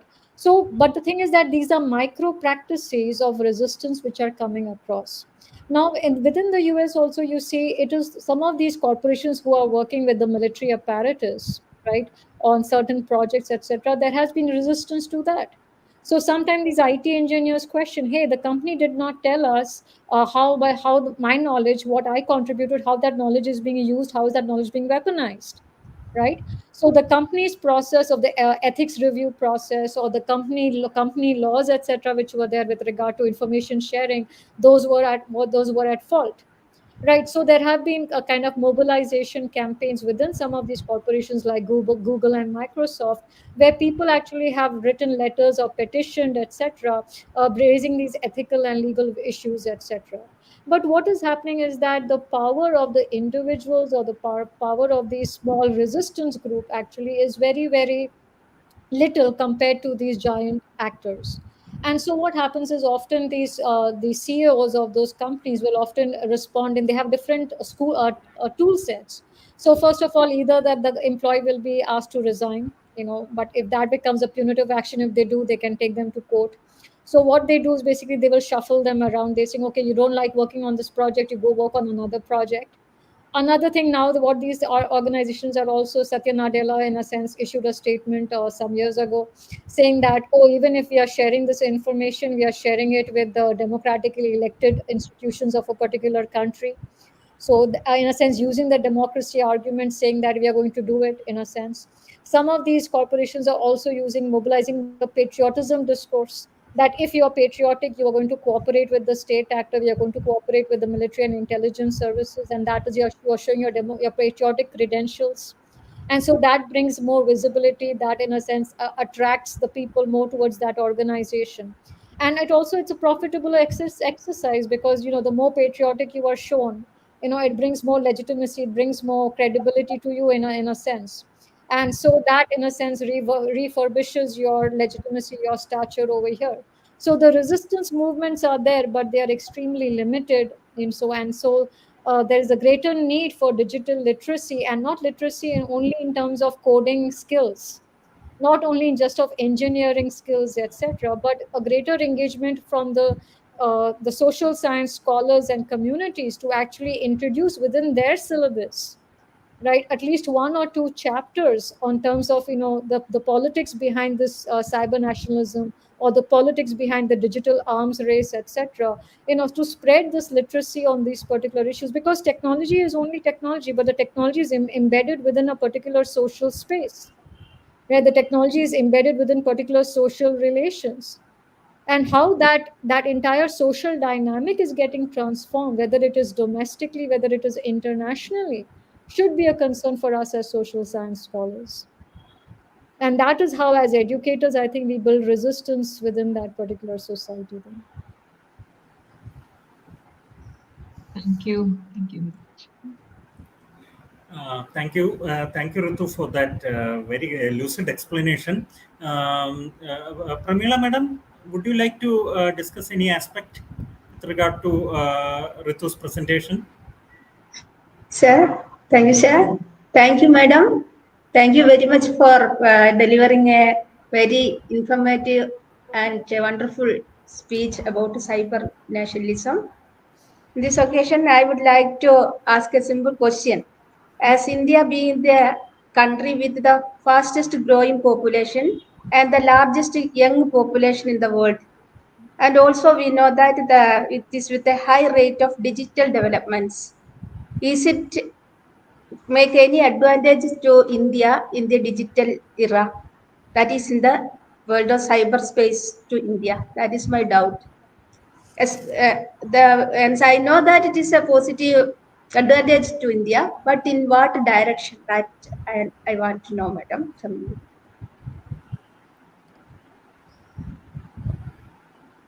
Yeah, actually, just before we started this talk, and I was just chatting with Rajesh, and we were both talking Yeah, about. I know that you already told that, Yeah, but I am because interested to know about it, madam. yeah, the thing is that India has changed a lot. India is definitely in terms of the automation, the technology access. Definitely, things have changed a lot. But there are, as you pointed out, there are two factors over here. One is the the digital technology, and on the other hand, the young population. Right. Some of the concerns I am going to be investigating this a little bit more, but I'll just share with you a little bit that I have read, and probably you can help me build upon this a little bit more.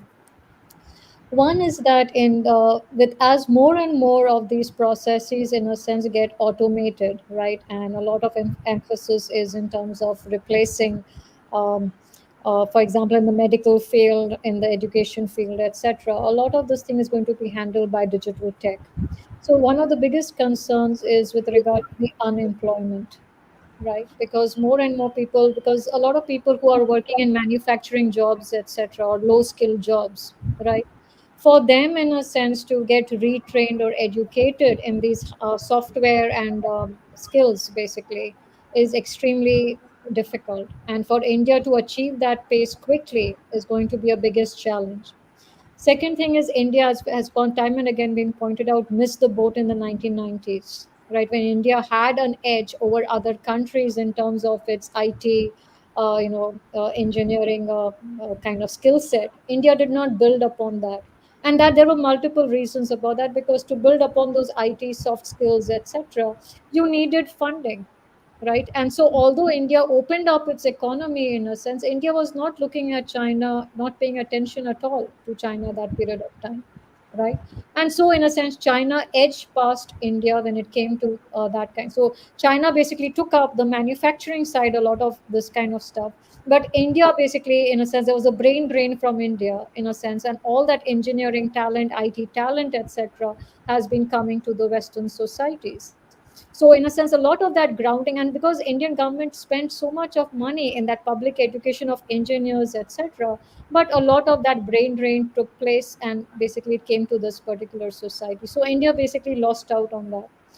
And currently, right now, for India, in a sense, to catch up again and say, oh, we are going to replace China, we are going to attract those jobs in India, in a sense, or we are going to support our technology firms, etc.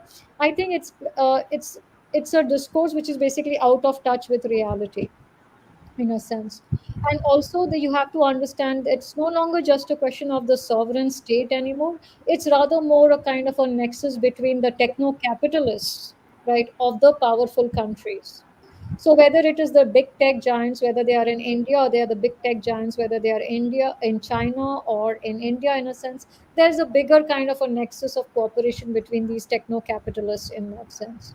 And so in a sense, the power of the state, in a sense, to regulate them. So they, while these, each of these techno giants, they use the patriotic discourse, they try to mobilize that discourse for their own corporate benefits, in a sense, but rather the power is not really within the hands of the government in any way to, in a sense, leverage their power to, in a sense, address the needs of the population in that sense. At least that is my reading of India at present. And I also feel like I was in India earlier this year, and I was there to do my field work, and I was hoping, in a sense, to meet more intellectuals and etc. And there are still, even after 20 years, when I went back to India, there are a lot of issues with regard to researchers getting access to visa to do any kind of field work, etc. It's very, very difficult. And I understand the COVID was there, but even then, like, even when you send out an email to conduct certain interviews, there's a lot of resistance. And especially people who are there, who are serving in the national security cells with regard to the IT infrastructure, etc. The US Indian military, the defense cells with regard to the IT, the protection of the critical infrastructure, etc. There's a very, very kind of a secretive atmosphere, right? And even India's own national security strategy with regard to protecting the digital cyberspace, in its sense, that in itself has not come out, right? For the last few years we have been waiting, and they just keep procrastinating about it. We have not even received it. So there is, in a sense, a lot of lacuna which needs to be filled in, and also a lot of the scholars who are writing on some of these issues, they are again using by default the realist lens to look and study some of these particular problems. Also, the legal community, there needs to be more engagement. Perhaps I'm not aware of the literature, but I think there needs to be more engagement with regard to cyber regulation within India. So recently, I think the ORF organized a particular forum on this particular issue. But I attended only one session of that online. I could not attend the other sessions. I saw the videos online, but I found that the Indian voice, which was so very very strong, you know, I think that was missing. That speaking representation of Indian voice, and in these particular forums, both international and domestic, when it comes to cyber regulations, when it comes to cyber ethics, this has to be a very very strong voice, and it cannot be a strong voice if it is only relying on a borrowed security discourses from other countries or from other Western discourses. In a sense, it has to come from the needs of the people within India or within other developing countries. So that need for that looking at that security archive, it does not only have to be the Western archive. In a sense, it has to be the other archives which are accessible. The subaltern mentality, that is what has to be questioned. The subaltern mentality cannot just be one of compliance. There also needs to be a defiance to some extent, right? Defiance not necessarily in the sense of violence, but in a sense of interrogation and questioning. That that psyche, that has to be very very strong. Thank you, madam. Thank you very much. Thank you, Ritu. Jaljakumari, madam, I think you are online. Yes, sir, of course. Kindly come Wonderful. over. Dr. Rajesh, sir, Dr. Ritu, it was very, very informative and wonderful things you were giving in the early morning of us and the late night of you. That also you have to consider, I think. So I am very happy to have all these key terms. I got a lot of key terms in this morning because this international conventions and international relations, all these things are not that much familiar to us because our discipline is different. Even though beautifully you have explained everything, and because of that, I was learning some key points like cyber nationalism, techno capitalism, techno nationalism, hypo nationalism, and so many other things. And I had one question in my mind that I was thinking in the context of India. Actually, this question was, I think, not permitted, but in an international viewpoint, I was just asking, I was planning to ask you that one question. Because in a particular national situation, we were, especially in India, we were putting ban to some Chinese products and like that. And how, in what theoretical background it will come out, like that I was planning to ask, but luckily I got the answer as a hardened nationalism, like that you told. So I took it. I'm asking you another question. If some type of ban is happening within the nation itself against some media or something, under which label we can call it? That's not one question. Is it a violation of human rights?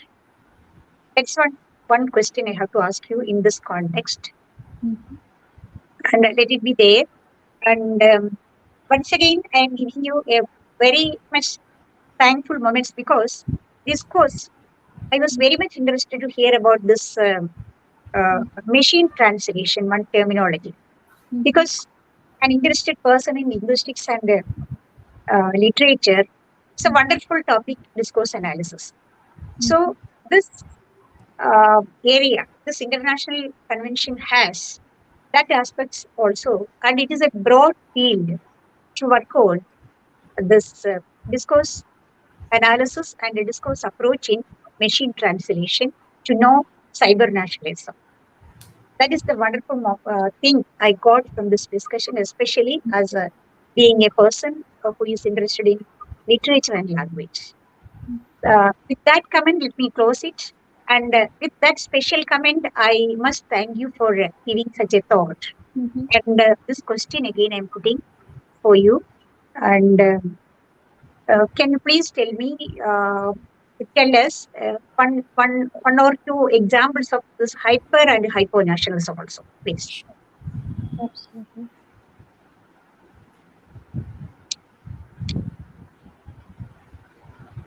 Okay. The thing is that when I talk about nationalism, in a sense, right, it is in a sense my voice is echoing. So if we can, I think it's an echo taking place. Can we just mute the microphones or something? Yeah. Okay, definitely. Yeah. Thank you. Yeah. So I'll just respond to a few things over here in a sense. First of all, when we talk about human rights issues, I'll just take that as a starting point here, right? So yeah, the thing is that human rights violations have to be taken very, very seriously, right? And social media, in a sense, obviously brings a great deal of visibility with regard to these kind of human rights violations, as we saw recently in the case of Iran, with the young lady over there basically losing her life, and then that's in a sense triggering entire these mass protests, etc. And so this in a sense threatening the Iranian regime and the legitimacy of the Iranian regime. That becomes a very, very important, a simple case study point over there in a sense. But there is also the case in a sense that sometimes a lot of these human rights violations which we talk about in social media, they bring a lot of attention to with regard to civil and political liberties, right? Civil and political human rights issues. But with regard to socio-economic justice, right, there is not enough visibility, there's not enough debate with regard to some of these issues. And I think that is extremely important, and that also needs to be addressed very, very seriously. Another thing is that sometimes when we bring attention to these violations, etc., sometimes there have also been instances where there has been disinformation or misinformation. And this also can spark riots and violence in many other countries, as happened in Bangladesh. There's an entire documentary with regard to how the misinformation on Facebook basically led to violence in many of these developing countries with the spread of incorrect, inaccurate information, etc. So this definitely has to be taken very, very seriously. So it is not just that these spaces are only there for discussion of, you know, civil and political liberties, as I mentioned, but that also has to be discussion with regard to socio-economic justice issues, which is equally important. And what I want to bring attention to over here is that the power of capitalism, in a sense, is going to get more and more concentrated, right, with the spread of these particular technologies, right? And this accumulation of power and concentration of power is going to bring more inequalities within societies, and that is going to bring even more disruption and more instability within the societies, right? And the power of this the power of surveillance which comes with these technologies, etc., is going to become, as Foucault talks in the terms of the panopticon, in a sense. So this reaching some kind of global dimensions, in a sense, becomes very, very serious, to be taken very, very seriously.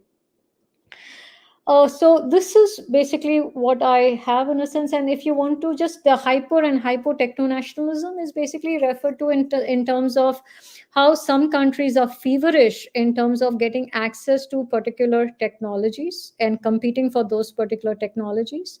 That is referred to in the sense of hyper nationalism.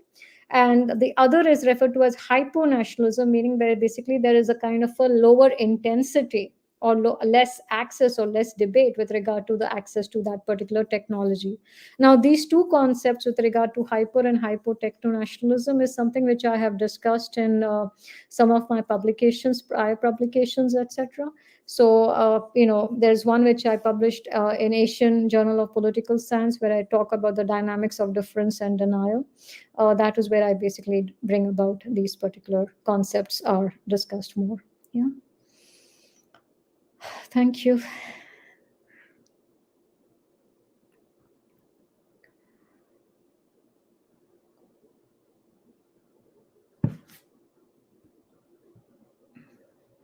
Can't hear you, Rajesh. Oh, sorry. My mic was muted. Thank you for giving a very precise response to that question. Prasita, you are online? Prasita? Yes, sir. Yes, sir. Yes, sir. Yeah, I'm very much online, sir. Yeah, But please. I don't know, my camera is not opening somehow. No problem. Not an issue. Yeah, thank you, Dr. Ritu Mathur, for this enriching and so informative lecture, I must say.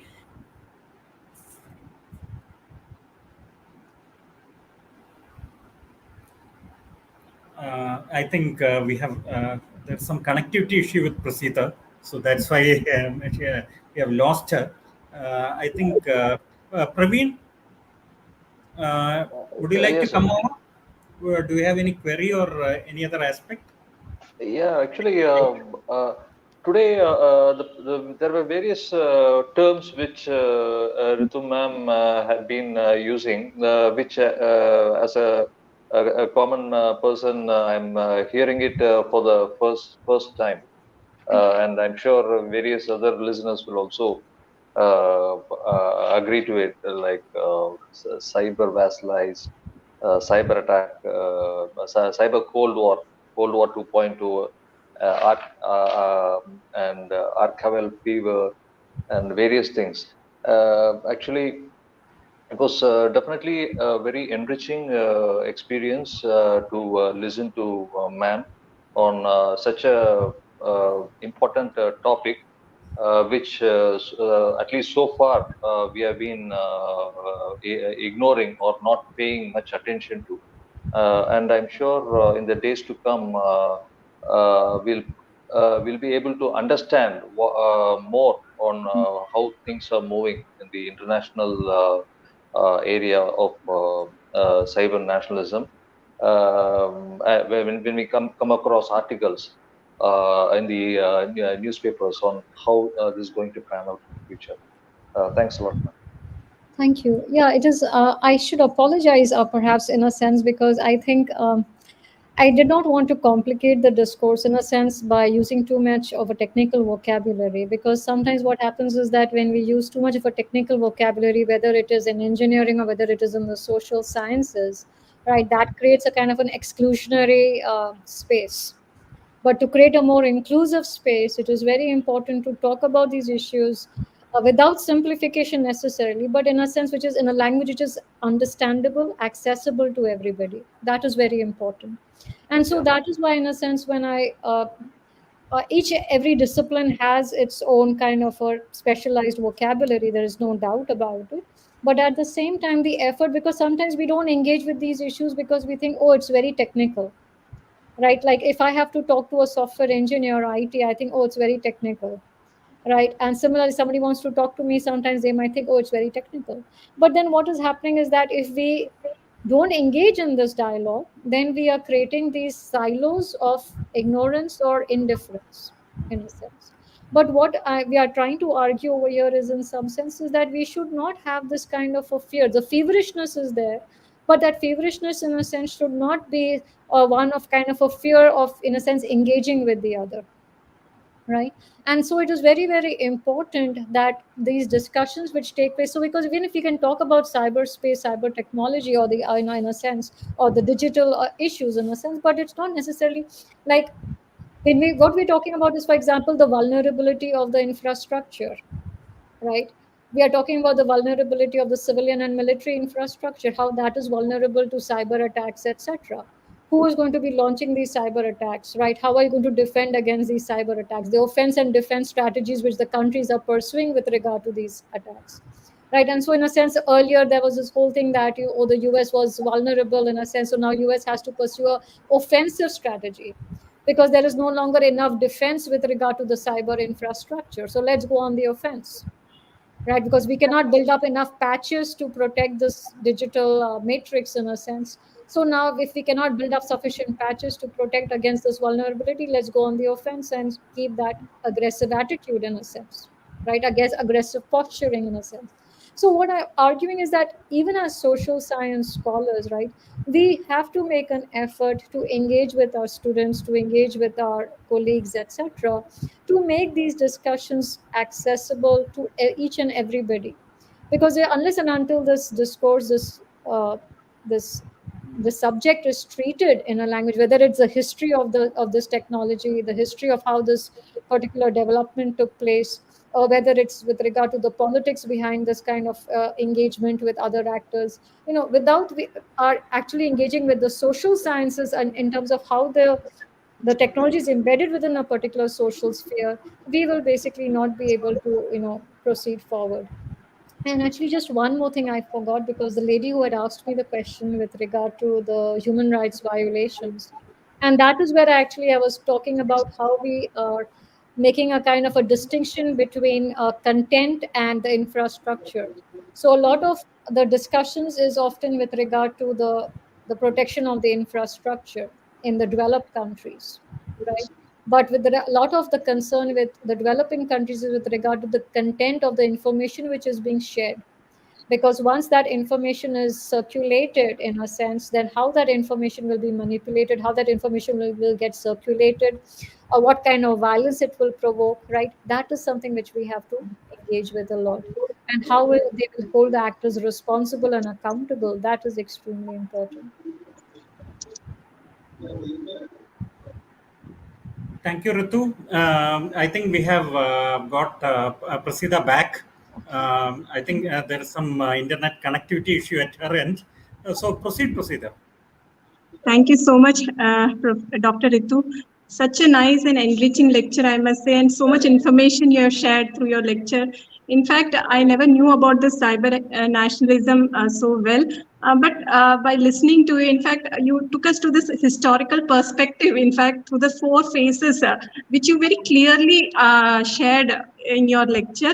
And in fact, from the scratch you started, I must say, to explain about the human security issues in the era of cyber nationalism. And very vividly you explained each and every facets of each phases, I must say. Ma'am, just one, in fact, this is the question, I don't know whether it's a layman perspective only, ma'am.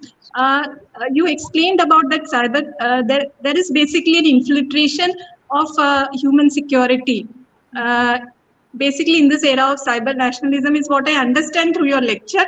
And there are certain tech giants in the US who are controlling this security issues of cyber nationalism. And can you throw some light that how this would be having impact on the coming future generations and in fact the global scenario in the futuristic view, ma'am? Yeah, this is a good question. Actually, it's important to understand it, because you see, earlier in the 1990s, what we saw was, a lot of these wars which were being waged, they were being waged in the guise of digital or humanitarian interventionism, right? So you saw the wars in Yugoslavia, Rwanda, etc. There's always this thing of language of humanitarian interventionism. Now, what we are seeing is a shift, in a sense, in the discourse. We're talking about digital interventionism, right? So, for example, in the case of Ukraine, if you take at the Ukraine war crisis recently, look at the history of the tensions between Ukraine and Russia. There was constantly, in a sense, there was whole thing of Russian cyber attacks on the Ukraine cyberspace. Similarly, with regard to Georgia, similarly with regard to Estonia, right? There was this whole history, in a sense, of these cyber interventions taking place in these smaller actors, which was the concern. Another thing, a lot of the concern among the developing countries is that because the practices of humanitarian interventionism, the practices of regime change, right, all of this taking place not because through any kind of dialogue, not through any kind of proper electioneering process, etc., but through by waging wars, etc. So what is happening now is there's another kind of an area of warfare is what is opening up over here, right? In terms of cyber warfare, right? You find many countries now are actually developing military units full of experts who are experts in this basically cyber technology on cyber defense, right?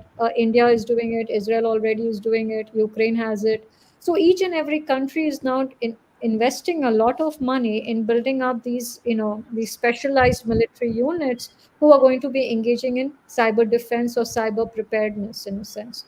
So as common people, in a sense, if we want to understand where is our taxpayers' money going, right? Humans, where our other needs are not being met in a sense, right? Our socioeconomic needs are not being met, but a lot of this money is being funneled in these particular areas. Then we need to also have practices with regard to transparency and accountability, but we find that all of these practices are shrouded in secrecy, right? Another thing is also this fear of the digital interventionism is also not just an illusion, it is actually taking place. Because you see, now some people argue that in the case of Stuxnet, right, the cyber operation which was launched against the nuclear facilities of Iran, right? So the argument some people made was that instead of launching a kind of a missile strike against Iranian nuclear facilities, right, by launching this sophisticated cyber operation, it was a very clinical operation. So no human lives were lost, but actually, what did you do is basically you made that entire apparatus dysfunctional, right? So that was argument in a sense that, oh, it was a very controlled operation, it was a very very sophisticated operation, etc. So there are always people who are going to argue, pros and cons against how this technology in a sense is being used. But what we are seeing is increasingly is that not even nuclear weapon infrastructure is any longer safe from these digital intrusions, from these cyber attacks. Even a few years ago, even Indian nuclear authority basically issued a statement that we are continuously monitoring our nuclear infrastructure, because basically there was this threat that there has possibly been an intrusion, even in the case of the US also. So when these weapons of mass destruction facilities themselves are no longer considered to be entirely safe and secure, right? How can we in a sense totally ignore these practices of digital interventionism which are taking place? And these digital interventions can start with a very small thing. It can start with the human rights violations, it can start with somebody's with nuclear weapons capabilities development, etc. So what is happening is in a sense is the effort to disempower the other actors, right? And disempower the other actors in a sense by controlling the population, right? The thinking of the population of that particular country, so you can manipulate that population through these. So what you're seeing is not only the warfare which is being waged on the ground in terms of the territorial conquest, etc., in the case of Ukraine, etc., but you're also seeing this kind of a psychological propaganda warfare which is also being waged on these social media platforms, etc. And then you're also supplementing that with your cyber attack capabilities also. So in that particular context, the vulnerability in a sense becomes extremely acute. So but the thing is that who is vulnerable over here is very very important, because are we just going to castigate the third world or the developing countries as some as losers again of the technology game, right? Because they were because the whole idea of colonization took place because we were not well armed in a sense. This is not to justify that everybody go get the best weapons on the market, please. It is not that discourse. But the argument basically goes because under the Western standards of civilization, this whole idea is that, oh, civilized is basically if you're able to defend yourself, right? But then you don't have the arms, you do not have the arms during the colonial era, then you do not have the nuclear weapons, right? And now you don't have the digital the cyber weapons, right? So in a sense, reducing the entire human life in a sense to just this catch up game of technology, and technology only for destructive purposes, not for protective purposes. And so that ethos, in a sense of modernity, what does it mean to be modern? In a sense, that ethos, that has to be questioned, and that cannot be questioned by only saying, oh, now we have the best digital weapons, or now we have the best nuclear weapons, etc. We cannot, because then that is basically an arms race. It's kind of a security dilemma which is playing out again and again. We are reproducing the same dynamic. We are not getting out of that dynamic. We are only buying into that dynamic. We are complying to that dynamic. And that is what is blind, in a sense, wearing those blinders. And that is why, because all of us, in a sense, the colonization of our minds, right, which has taken place, because as IR scholars, international relations scholars, we are fed on this particular literature, right? Those are the books. Those are the books which were written, by the intellectuals of a particular genre, of a particular country, and those were like mass circulated. And then that became a discipline, and we were produced and raised on that particular discipline, and we are the second or the third generation talking the same language, without having the understanding that how this language is also, in which we are talking, is basically a colonized language, and we need to break away from this language, right? And that is what, in a sense, is where we need to, in a sense, question the ethics, the legality of the cyberspace that we are, in a sense, constituting. We are not just passive recipients of it, but also how we are actively contributing to it is very important. Thank you so much, ma'am. Thank you. Thank you, Ritu. In fact, this is a very important aspect which needs further consideration, maybe in future sessions, or maybe in whenever we get time from your end. Maybe we can have a full-fledged discourse on this issue. And As in the fact, project develops, it's right now in the initial stages. Hopefully, I as the know. project develops more, we'll have more, discussions. Definitely. In fact, we need to have more of such interactions so that we also get enlightened on the latest in this particular field, and also related areas which are related to human security as such.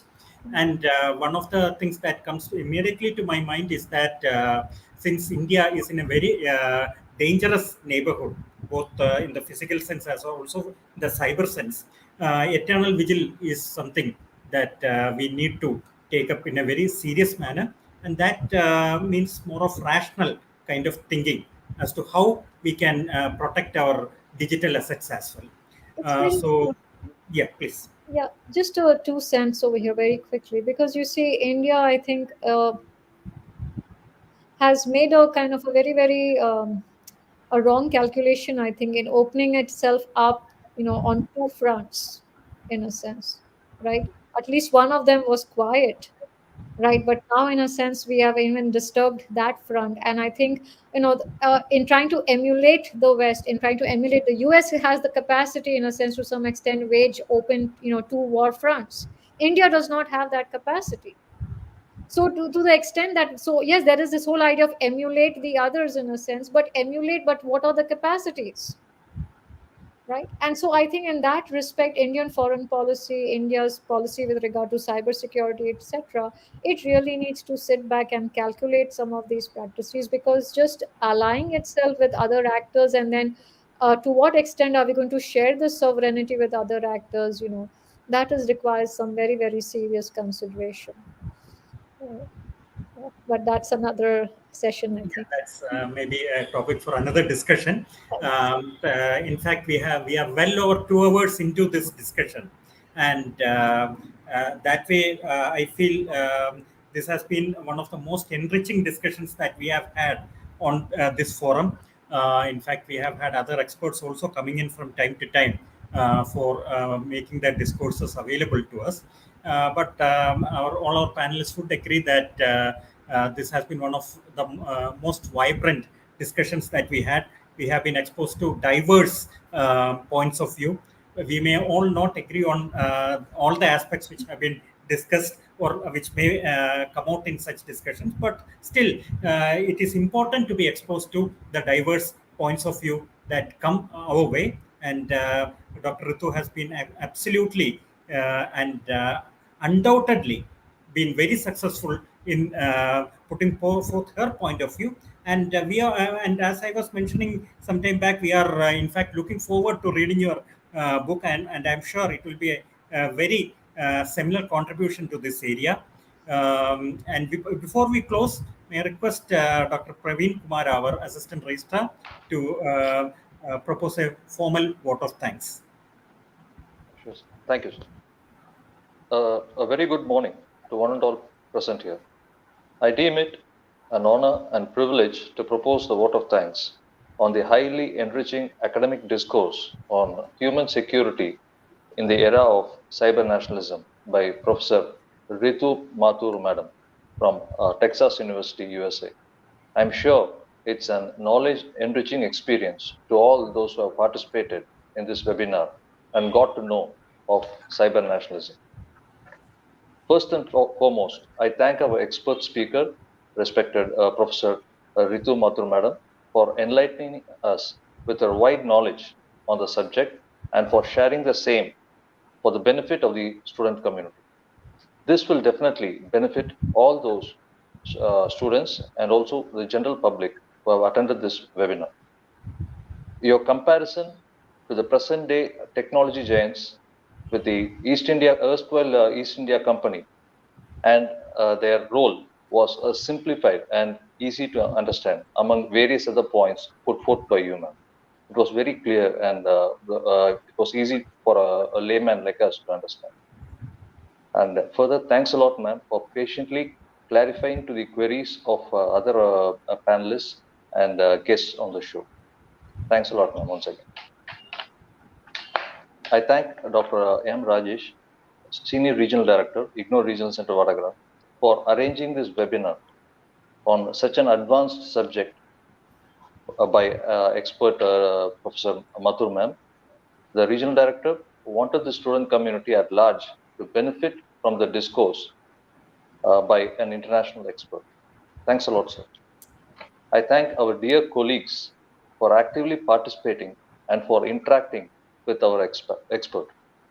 I thank our colleagues at various other regional centers across the country, study center functionaries, and dear learners for attending this wonderful webinar and making it a success. I'm sure this valuable address by our respected speaker will throw light on cyber nationalism. Thanks a lot. Thank you, ma'am. Thank you, Praveen. Let me put in the parting words. Once again, it has been our absolute privilege to have you, Ritu, here. And I'm sure it will not be the last time we will be disturbing you.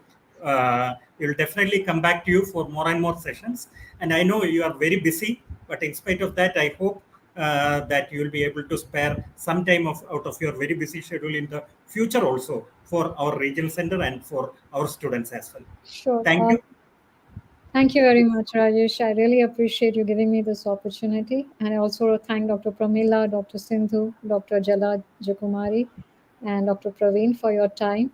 And I'm sorry if I bored you a little bit with the technocratic discourse over here, but I appreciate Absolutely it. Not. I was supposed to keep it short, but I think we just went with the flow because I told Rajesh I have a flight to catch, so we'll keep it 1 hour. But it's like that's what I was just wondering. Yeah. With this 2-hour session, I was just having jitters as to how you would be managing your time later on. It's just we just enjoy these academic exercises so much, is not a joke, and I really appreciate. I would have loved to meet the students one-on-one myself. I always enjoy interacting with students, but hopefully at another time. And today we spoke a little bit about cyber nationalism and violence. Hopefully next time we will also talk about subaltern peace. So hopefully we'll have another discussion on that sometime in the future. Surely. We look forward to that discourse. We Really look forward to that discourse, and surely when you come out to India, please do visit us personally, and it will be our honor to host you there. Thank you very much. Thank you so much. Take care. Thank you. Thank you. Thank you, Rajesh. Thank you.